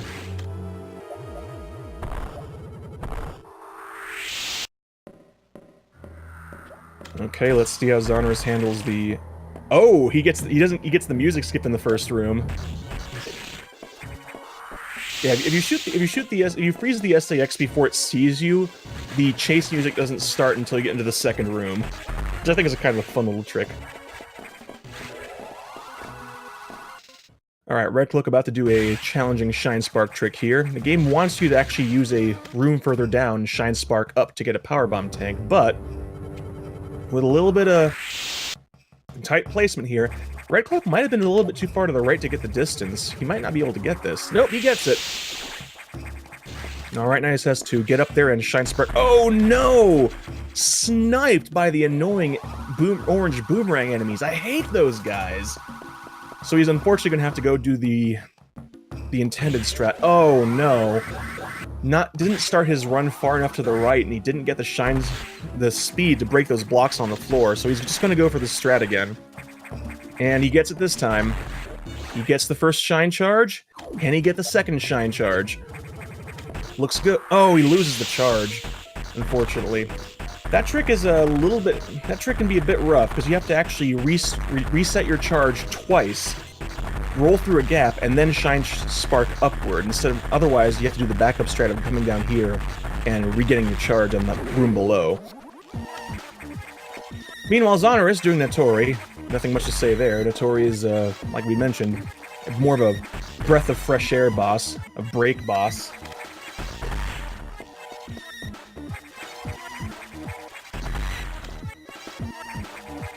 So RedCloak is a couple doors away from the data room here to pick up the final missile power-up, the diffusion missiles. Diffusion missiles do two things. One, they make double missiles the most difficult they've been this entire game, and two, they give your missiles a charge. When you hold that R button you use to fire missiles, it very slowly charges. I mean really slowly. At least twice as slowly as your beam does.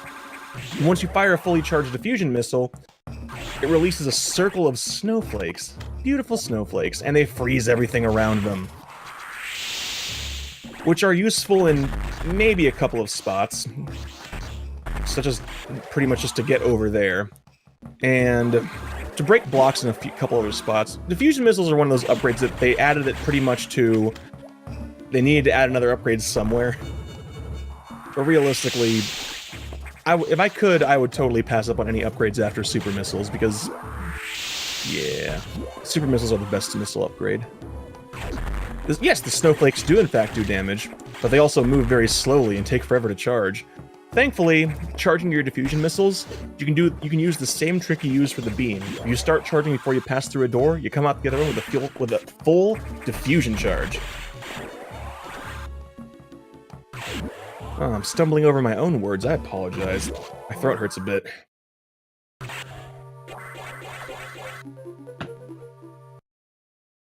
Alright, so the computer is very mad at you because you opened level 4 doors and got diffusion missiles without permission. God, that sounds familiar. Where have we heard that before? I have no idea. Anyway, Xoneris, learning that there's trouble in Sector 5 now, now he too will head to Sector 5 to not do the Nightmare space boost, and go fight Nightmare. Meanwhile, RedCloak is on his way to fight the last Core X boss fight. And conveniently enough, also the final eye door of the entire run. So he is... Wait, no. I'm getting ahead of myself. I am so sorry. RedCloak is not on his way to do that just yet. RedCloak is on his way to have another encounter with our friend Box. You remember Box, don't you? That security robot in Sector 3. Well, it turns out that it has organic components, kind of like the computers in Star Trek Voyager. Boy, there's a throwback. And they've been infested by the X. So you heard it here first, folks. Microsoft product placement and Metroid Fusion. It's time for the Xbox.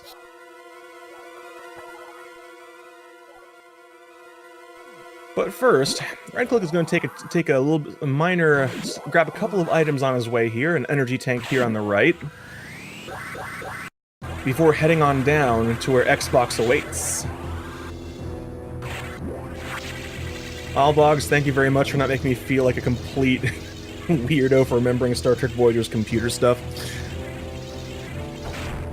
Alright, Xoneris getting that Shine Spark, and getting it looks like a bit more cleanly too. He didn't have to do the backup strats. Now let's see if he can hit this block on the way down. Alright, perfect. Wow, having a really clean room with the energy tank too. And also showcasing the mean trick the game pulls there.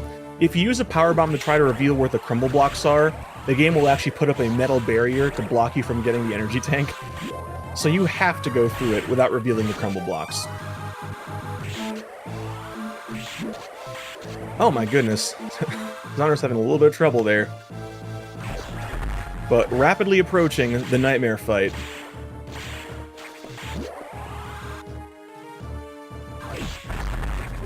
Well, gee, thanks, Allbugs. I take back several of the nice things I said about you. But RedCloak, unfortunately, you're hitting a door there, because there's no entry without authorization, as this voice will be reminding you constantly. But now we're heading on back up to fight the Xbox, and Xbox, depending on who you ask, is harder than the first box fight. I think it's actually a bit easier, but there's a couple things you gotta keep in mind. The water is electrified. It doesn't shoot firebombs anymore, it shoots missiles. And the room is a little bit shorter than the old room, so when it jumps, it can knock you off the monkey bars into the water. So you're going to be seeing RedCloak here basically try to get into a position where he can shoot one or two diagonal missiles, and then get out of the way before it jumps at him. Oops, he's having a little bit of trouble with the positioning, and he gets knocked off. Oh yeah, the positioning is very tight on this one. RedCloak having a little bit of trouble getting knocked off, but looks like he should be almost done with Xbox here. Yeah, this fight can be extremely dangerous on low percent or any percent, because look at this, RedCloak has already taken 4 E-tanks of damage. In low percent, you don't even have any energy tanks, and in any percent, you have, I want to say, about 4 or 5 energy tanks. I actually don't remember how many you get total, but... Oh man, RedCloak just having some real trouble with Xbox though, but he's... Come on, almost got it, man. Just get those last couple of hits. Oh, Xoneris getting really quick placement for phase 2 there. That was a really clean nightmare fight. Very good. So you can get some doubles. It doesn't get a first double. It's a second double though, so he's already having a good Core X fight. Looks like he got the second double, and... This is the third. He's probably going to go for Sweet Spot here. Doesn't quite get it, but he gets the most important thing of all, which is the gravity suit. Both of them getting their Core X's at about the same time, which is pretty nice. But now RedCloak has upgraded his beam to the most powerful it can be. With the wave beam, it passes through enemies, it passes through walls, and it does so much damage. At this point, the missiles can no longer compare. A fully charged wave beam passing through an enemy just does more damage than anything else Samus has right now.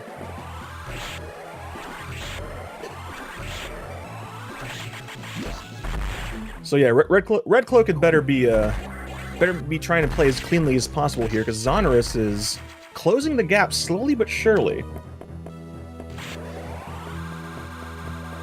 Meanwhile, RedCloak, however, doesn't have to worry about that too much right now, because he's on his way to one of my favorite sections, the Sax Dance Party, waving its arms in the air like it just don't care.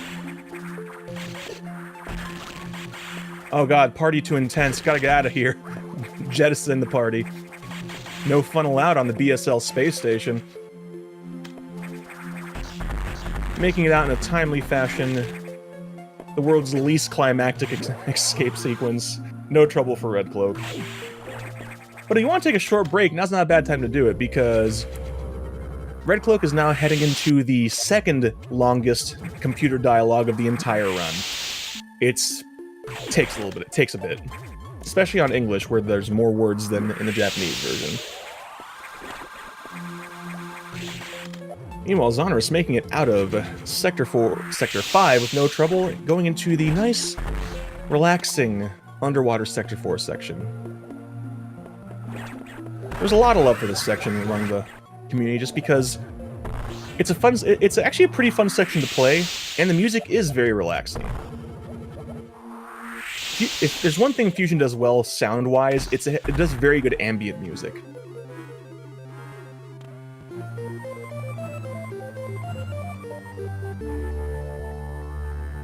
And RedCloak giving us the close-up of the gravity suit and how cool it looks. Look at that, good color combination.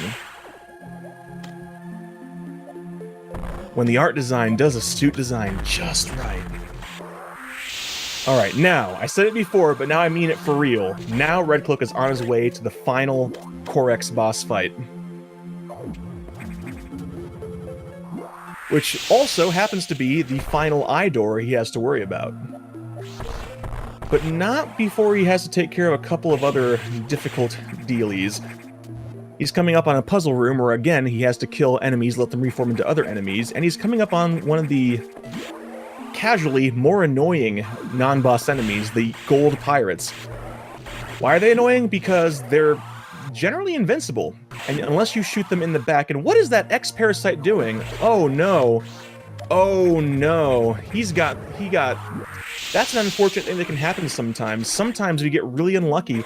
The X-Parasite will spin in place forever and never reform. And you can only do reset the room. That's the only thing you can do. I haven't seen that in a race yet, so that's really unfortunate for RedCloak. But he takes care of that gold pirate, because the gold pirate, the game wants you to shoot them from behind. But RedCloak wasn't behind him. Well, because I really want to know. I'm pretty sure this is a programming shortcut that the designers took. That the game doesn't check if your X coordinate is behind the pirate. It actually only checks if you're facing the same direction as the pirate. Because it figures that if you're facing the same direction, you obviously just fired a shot from behind it. And Xoneris getting the fast strat in that room. Very nice. That is how that strat is supposed to look. Doing the slightly slower strat of getting this missile tank after the power bomb tank, but at least he doesn't have to go down here and get a new shine charge.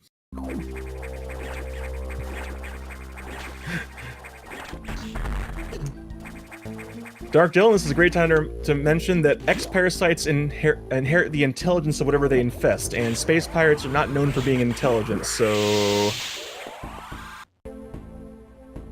But here we go. Final boss door. How is it going to go for RedCloak? No beams! That's exciting. You know what else is exciting? This boss fight. Because it's time for Ridley, and Ridley is so happy to be here. He is just screaming his happiness from the rooftops. Unfortunately, you can't hear it, but believe me, he's screaming happy right now. And in this boss fight, the wave beam is going to make short work of him. Because remember, Ridley has a square hitbox, so if you shoot your charge beam diagonally through it, it's going to spend the maximum number of frames inside Ridley's hitbox and do a lot of damage. So you'll actually be seeing RedCloak try to get diagonal shots as much as possible, and barring that, hit it from below like that, and that's that. Ridley's done. It does so much damage that fight barely lasts. I barely had enough time to talk about it.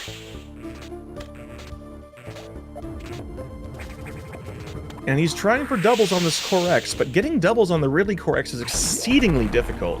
Getting even one double on this Core X is considered a victory, even among experienced runners. It's very difficult to get these. And with that, RedCloak doesn't have to do pseudo screw anymore. He has the real screw attack, which, if you remember it from Metroid and Super Metroid, makes your basically somersaulting self a weapon, which is great. And they added something else to it in Fusion. In Fusion, while you're screw attacking, you're invincible from pretty much everything. The only thing that'll really knock you out of a screw attack is touching the SAX. So for going through the sectors, if you're screw attacking, nothing hurts you. And speaking of going through the sectors, RedCloak is now officially in cleanup. That's right, no more bosses, no more sector bosses now. Now he's on his way to get the last few items to get to 100% before he heads to the end game. And this section is the part that separates... This is where some experience can really come into play in Fusion. Because cleanup, we've been worrying about RNG throughout this run. Eye doors, boss patterns. No. In cleanup is 100% movement and execution. This is where, if you're really skilled at cleanup, you can make up minutes, all sorts of minutes during cleanup. So this is the spot where RedCloak has a bad cleanup and Xoneris has a good cleanup. This is where he can really make the comeback. So this is where this is now we're going to need to start using that edge of your seat, because things can get very, very, very close here.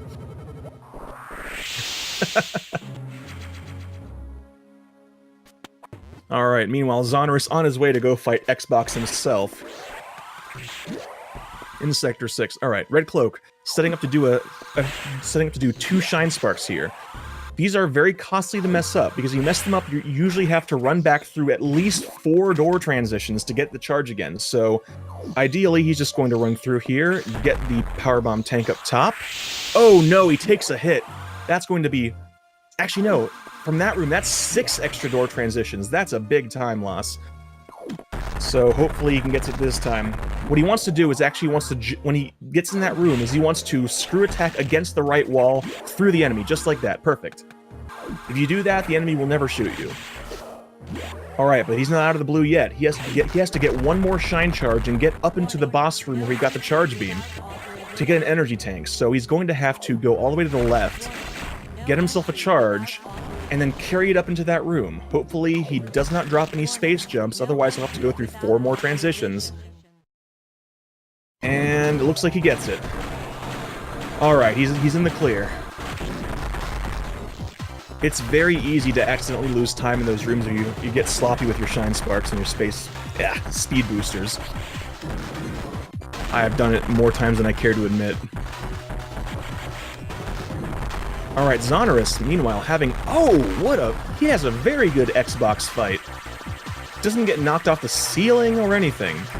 Unfortunately, he's not going to be able to make up any time on double missiles here, because this room is so short and the cooldown on diffusion missiles is so long that getting double missiles on this core is essentially TAS only. But he still makes short work of it, and with the wave beam, he's now on his way to the forbidden area, and then to go fight Ridley.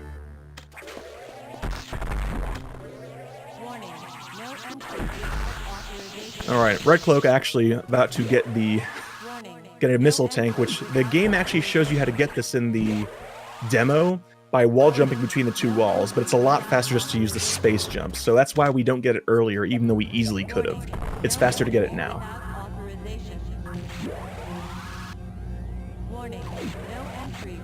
Alright, we get it, lady. No entry without authorization. Go have a coffee with Siri or something, god. Ooh, RedCloak opting to do the Shine Spark strat through this room. Get through a little bit faster. The fastest strat there is actually to do a space boost, which is to say, start running with a speed booster and then start space jumping, which is, in most cases, faster than Shine Sparking horizontally, but has the downside of it's very easy to accidentally bonk and lose all your speed. Alright, the other thing you're going to be seeing RedCloak here, he's almost done with Sector 1. Unlike what we've been doing so far, though, he's not going to go back up to the main deck and take elevators back down to the sectors. He's actually just going to be using these hidden corridors that connect the sectors. You saw us use one to get from Sector 5 to Sector 4 earlier, but now, we have the screw attack. Most of them are blocked by screw attack blocks, so we can use them as much as we want. And you're going to be seeing RedCloak use them to go from Sector 1 to 3 to 5, and then to 6 to 4 to 2. Just like that. He is in Sector 3. Not much to say about Sector 3, just good use of Space Boost right there, and perhaps a Shine Spark to get a couple of items, and then he's going to be on his way into Sector 5. Oops, I think he might have gotten a little bit confused with the next room, dropping a powerbomb there when he didn't need to. Oh, drops the Space Boost, though. He's going to have to go back into the other room to pick up speed again. That Space Boost timing can be a little bit tricky, because you have to pretty much either jump through the door, or jump when you get onto the other side of the door. And if you wait until the other side of the door, it's very easy to accidentally fall if you miss that window. So you're just going to take the horizontal Shine Spark, which is fine. And he doesn't drop the powerbomb, though. This is the room where he wanted to drop the powerbomb, so now he's going to have to drop it now. Waste a little bit of time there. There we go. And you actually also noticed there, he wasn't able to grab the ledge while the powerbomb was exploding. That is one thing the powerbombs do, which is why sometimes you will see them drop the powerbombs early in a room, because if you need to grab a ledge, you want the power bomb to stop shaking the screen as soon as possible, because otherwise you cannot climb until it's done doing that.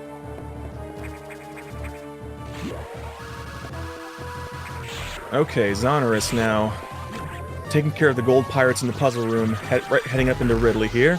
Let's see how he does with the gold pirates. The strategy isn't complicated. Like I said, you shoot and you turn around, but it is easy to accidentally miss the shot. Turn around too soon or too late, so we'll see what happens. Oops. RedCloak accidentally grabbing the ledge there. And I think he's getting a little bit disoriented. Yeah, normally we go to the right first to do cleanup over here, because that allows us to get a space boost heading back to the left to get the items close to where the emergency was.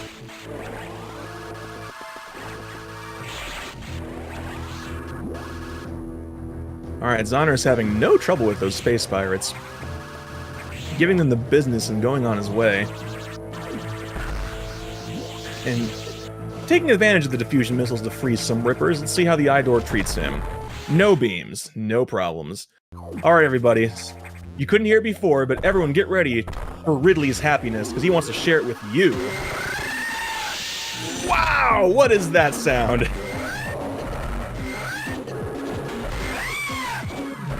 A little bit of emulator lag there, but no problem. Ridley never gets guests down here. Do you know how much he's wanted a friend?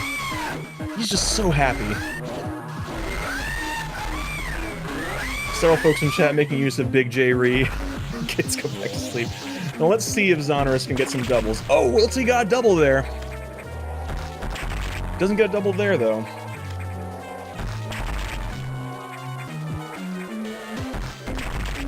Okay, looks like he didn't get doubles after all.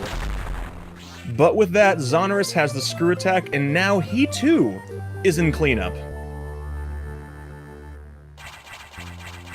Both runners in cleanup now. Now it's really going to come down to the wire. Who has the better cleanup? Who gets the fast strats? Because there are several strategies in cleanup that can save you a fair bit of time, but are risky. Missing them loses you more time than they save.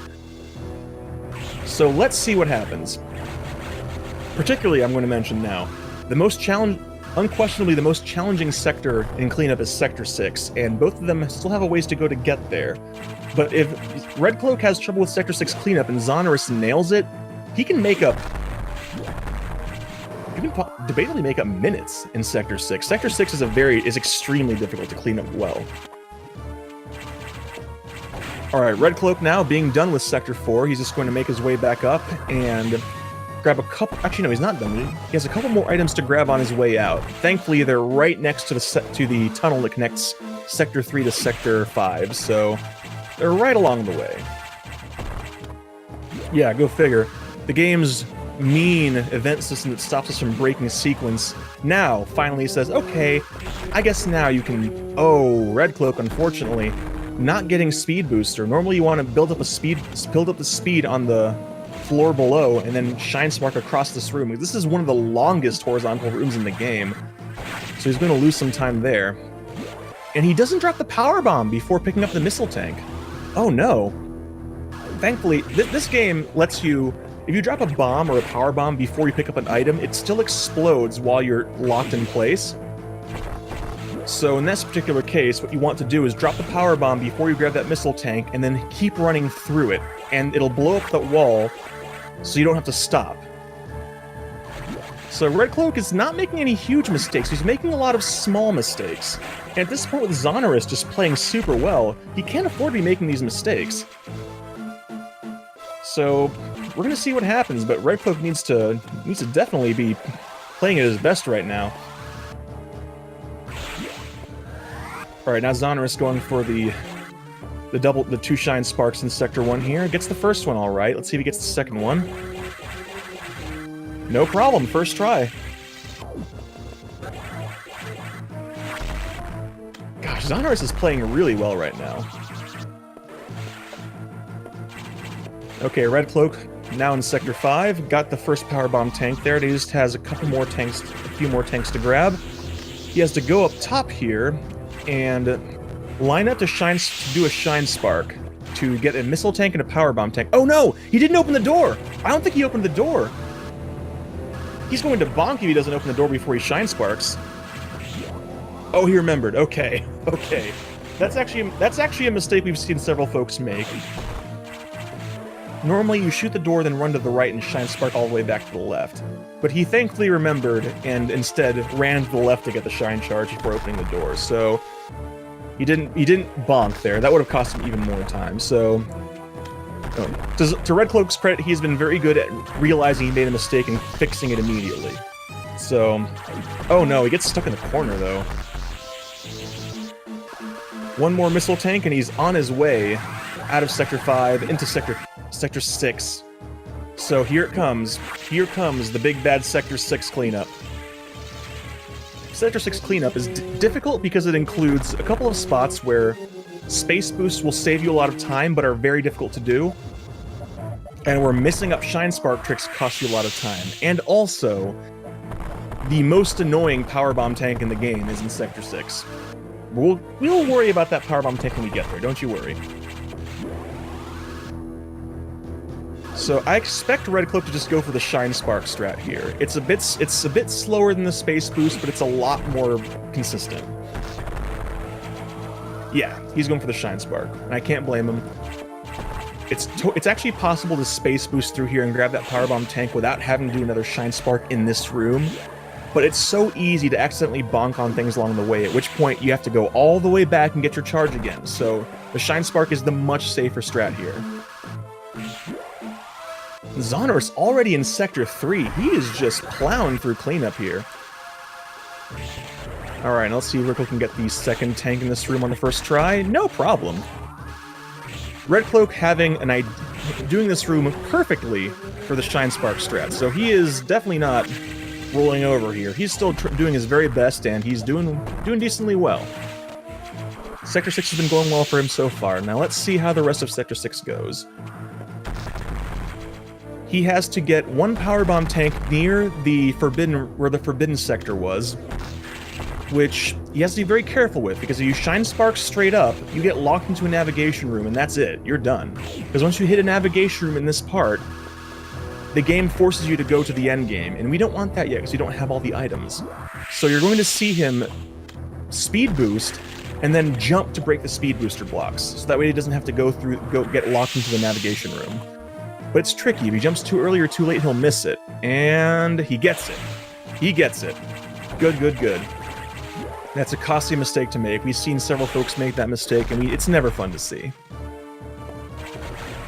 Now he's on his way to get a missile tank and a powerbomb tank, and that powerbomb tank.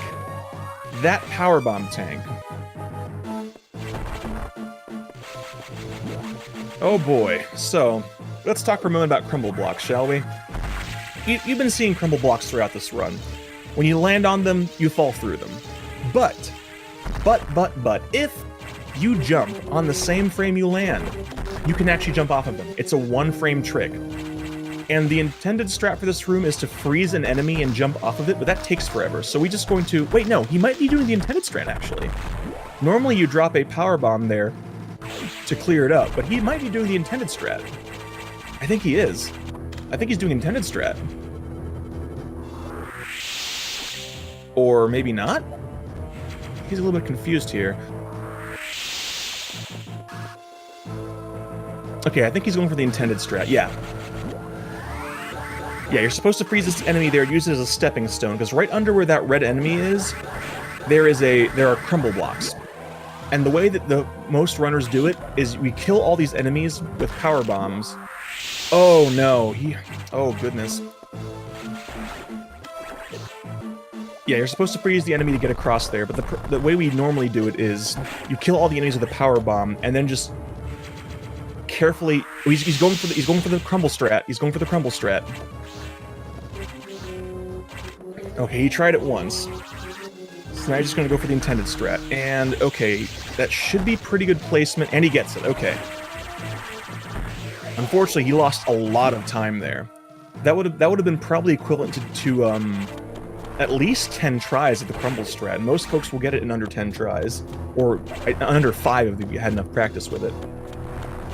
Because like I said, it's a one-frame trick to jump off those crumble blocks.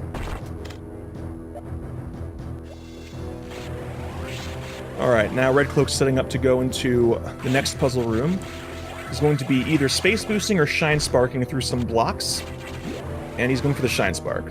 Okay, in this next room, the gimmick is there are hidden switches in these platforms. You have to put the bombs in the right spot to make the horizontal metal bars appear.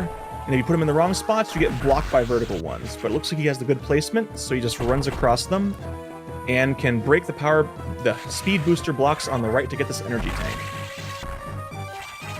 Opting for the shine spark instead of the jump for safety. All right. Now just run back across and use that speed to break through those blocks he broke to get in. Oops. Yeah, RedCloak, yeah. RedCloak shooting open the door and just going to shine spark from the right. Okay. That's actually the most... those are the most challenging parts of Sector 6 cleanup behind him now. At this point, he just has to grab the last couple of items, which are just sitting there. And he's on his way out of Sector 6, heading towards Sector 2. So, he lost a bit of time. He lost a fair bit of time to that one powerbomb tank. But Xoneris not even in Sector 6 yet, so he's still gaining back time, but Xoneris still has to deal with Sector 6. It's going to be close, no matter how you slice it.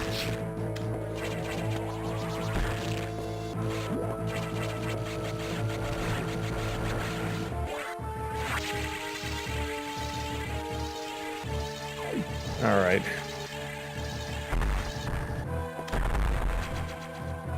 Nova Beam, we play this game a lot. You just remember it. After playing it enough, you just remember it. And inevitably, you'll miss a few items your first time's playing, and once you miss an item in a run, you never miss that item again. So... Sector 4, like I mentioned before, though, is the sector that we already cleaned up. This one's already done, so we're just passing through it briefly to get to Sector 2.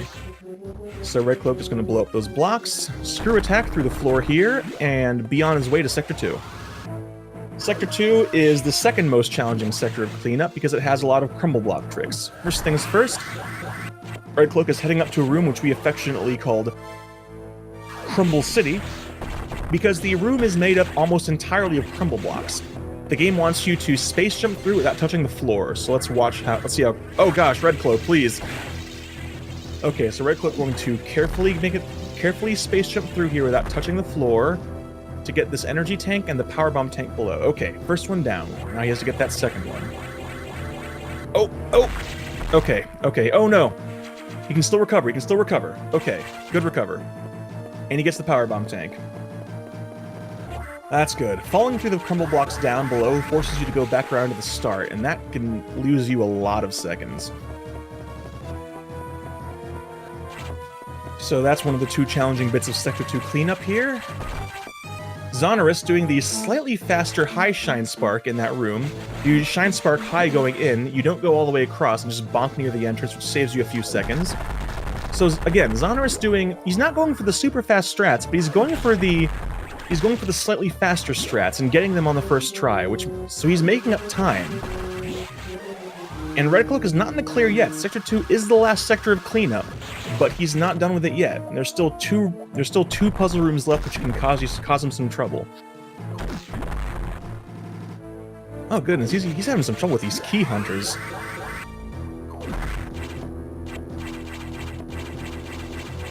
Alright, Xoneris getting that power bomb near the forbidden area with no trouble.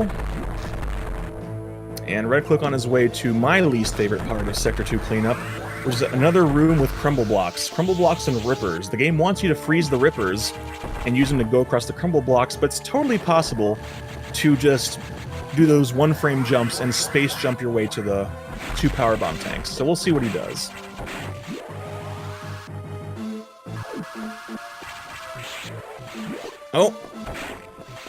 Oh, he's having some trouble with this room, it looks like. Yeah. He might opt to just reset the room. No, he's gonna keep trying for this. Oh, I thought he had it that time. Alright, now we're gonna see Xoneris go for the worst powerbomb tank in the game. Let's see if he gets it first try. Oh, doesn't quite get it. But if he can get it in the first few tries, second try, worst powerbomb tank. He's making up a lot of time on RedCloak there.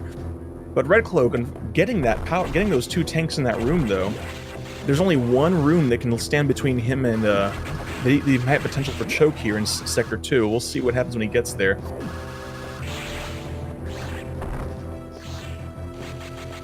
Alright, Xoneris heading into the... Let's see if he space jumps his way through here. Oh, he went for the space jump, but accidentally dropped it. Now he has to go back into the other room to get the charge again. That's going to cost him a lot of time. That's an unfortunate mistake to make right now. You really can't afford to be making mistakes like this.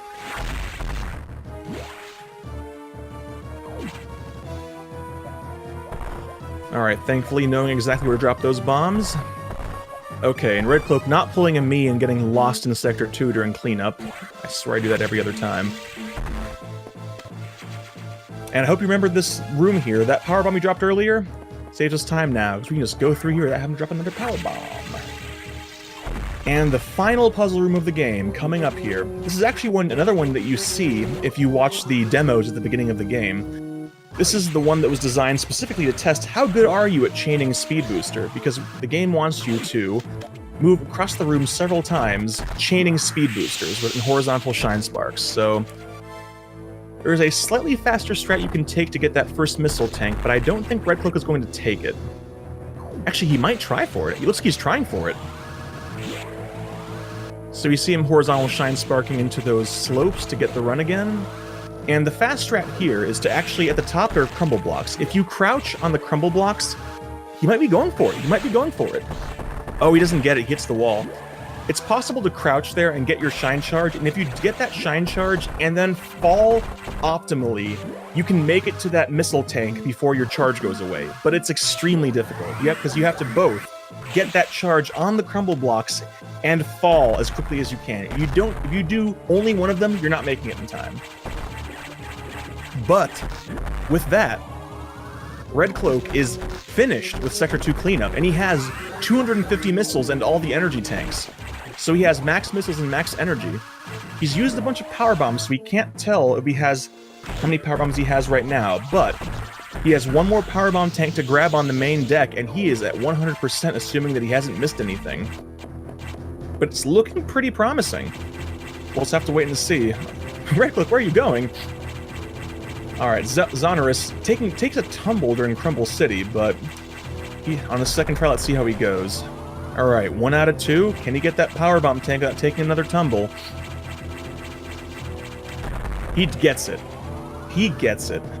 So Xoneris, both in the same sector of cleanup now. Unfortunately, RedCloak is leaving, and we are so close to the end of the game now. RedCloak has 2 bosses left, and one of them, if he does not get the fast strat Xoneris does, can gain him more time. But the gap is still, at this point, big enough that it could be insurmountable for Xoneris. I don't know, we'll have to wait and see.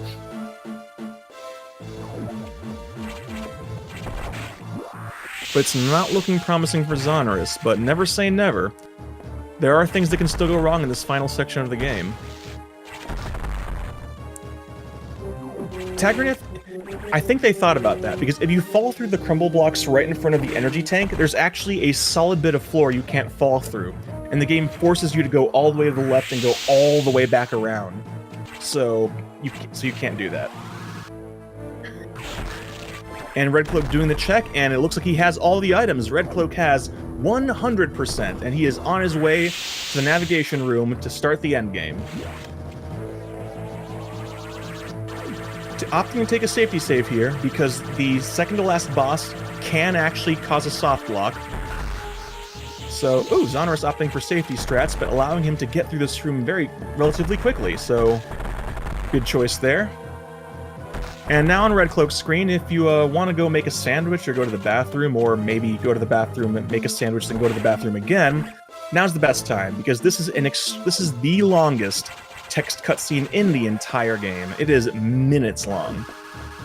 So I'm going to take a moment to take a sip of my coffee while Xoneris is making his way toward that final big puzzle room in Sector 2. And forgive my silence for a few seconds here.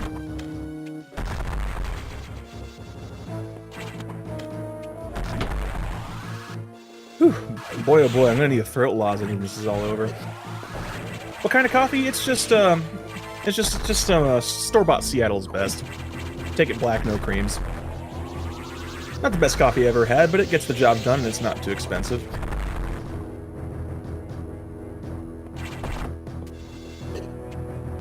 Instructions to clear main bathroom my sandwich. I don't want to know what you do in your kitchen anymore. Alright, but RedCloak now going into the final section of this dialogue here, where we get the big reveal! It turns out this computer is actually Samus's surrogate father figure, Adam Malkovich, who you might remember if you've played Other M, in which case, I'm sorry. God, that game could have been so much better than it was.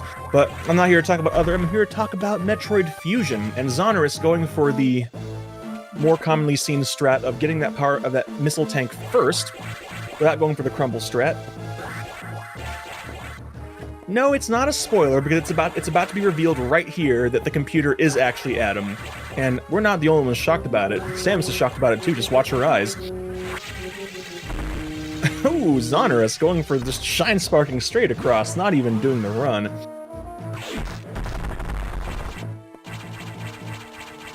But with that, the dialogue is over, and RedCloak is on his way up to the operations deck for the final boss fight, which, as you may have guessed, is the big final confrontation with the Sax. Now, here's the thing about this fight. To do it optimally, you're going to be seeing RedCloak fire a charge shot and then immediately fire an ice missile. If he does it right, he will stun lock the Sax, and it will not be able to move during its first phase. But it's a very tight window, because your charge beam knocks it back. So if he doesn't do it right, if he doesn't get that missile in time, the Sax will get knocked back and it'll break the stun lock. But he's going for the horizontal strat here, which is a bit safer, but takes more shots than doing it diagonally. Oh, he drops it. So now he's just going to have to finish off Sax Phase 1 the old-fashioned way. And he gets it.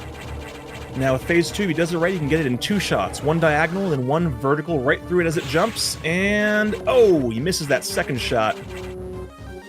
He's got to be careful here, though. But he gets the backup strat. Very good.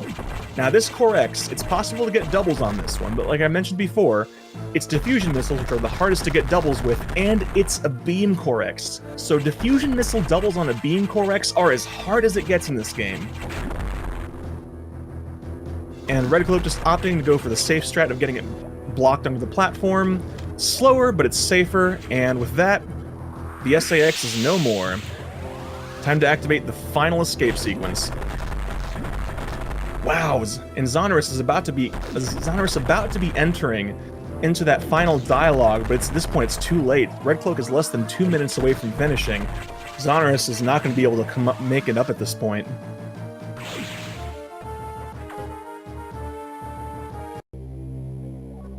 But there's a couple of tricks that we can still see, though.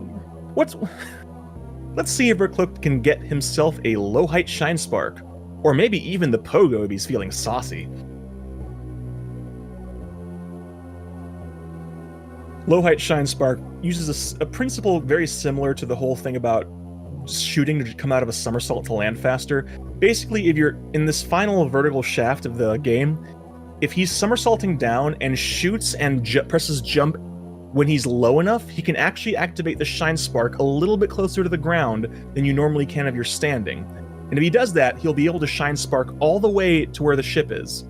And he doesn't get it, he's a little bit too high. You'll see him bonk right there instead.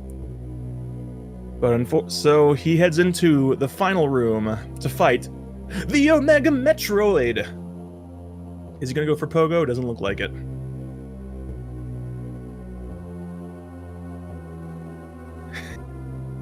So Xoneris fighting the true final boss of the game right now, the Text. And RedCloak about to... Let's see if we can get the quick kill on the Omega Metroid. Yeah, the computer lied. Samus can totally get the Ice Beam, as she's about to do right here. And is restored to her glorious yellow and orange colors that we all know and love, and RedCloak not quite getting the setup for the quick kill. If you do it right, the Omega just kind of backpedals and is locked and just backpedals against the wall, and you finish it off with a stream of very fast shots, but not quite getting it. Thankfully, in 100%, this fight is pretty much impossible to die to, and with 250 missiles and 74 power bombs, and those 20 energy tanks, RedCloak is confirmed to have 100% of all items. So once he finishes this and loses control as the ship picks him up, he is done.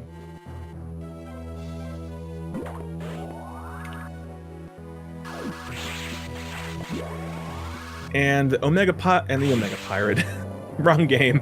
The Omega Metroid is defeated, and here comes the ship for the pickup. And I forgot to have my SRL open.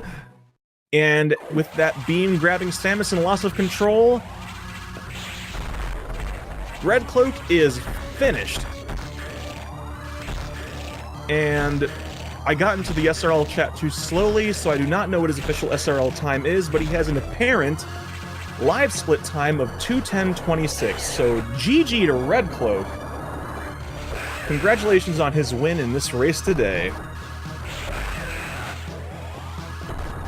I don't know how RedCloak's internet's doing, but he might. Let's see if he wants to come in and talk for a bit about his run. Otherwise, he's just going to go through this dialogue at the end, and we'll wait and see what his in-game time was.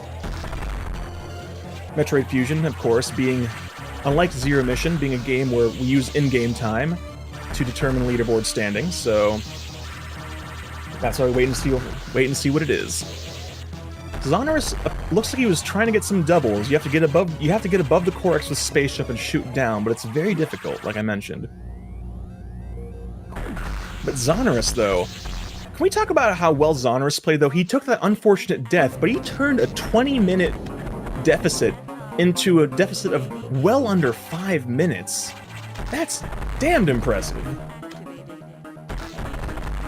And now let's see if he manages to get that low height shine spark, and maybe he'll treat us to something cool like a pogo or an omega hover.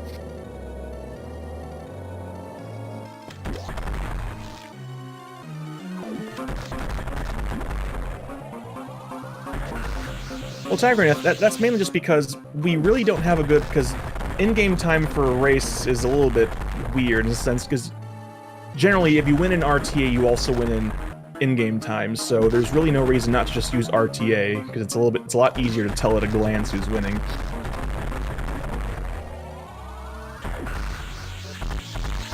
Berserk, you and me both. I've been waiting for a Metroid 5 for as long as I can remember, and maybe someday, just not right now. Oh, Xoneris not getting that low height.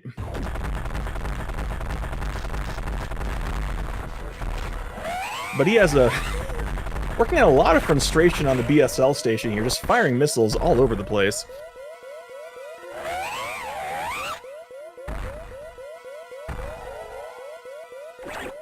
And now we get to watch the SAX show up, and some folks will debate that the SAX shows at last. Does the SAX show up to help Samus? And I say, no, I think the SAX really just shows up to kill the Omega, because remember, the Metroids were the X's only natural predator. So the Omega Metroid is currently the biggest threat on the BSL station to the X, even more than Samus. So, of course, the X Parasites are going to try to kill the Omega. Unfortunately, by failing, they give Samus the edge she needs to take out the Omega herself. And with that, Xoneris is just working out all his frustration on this ruined station before it goes crashing into SR-388, ridding the universe of that planet once and for all.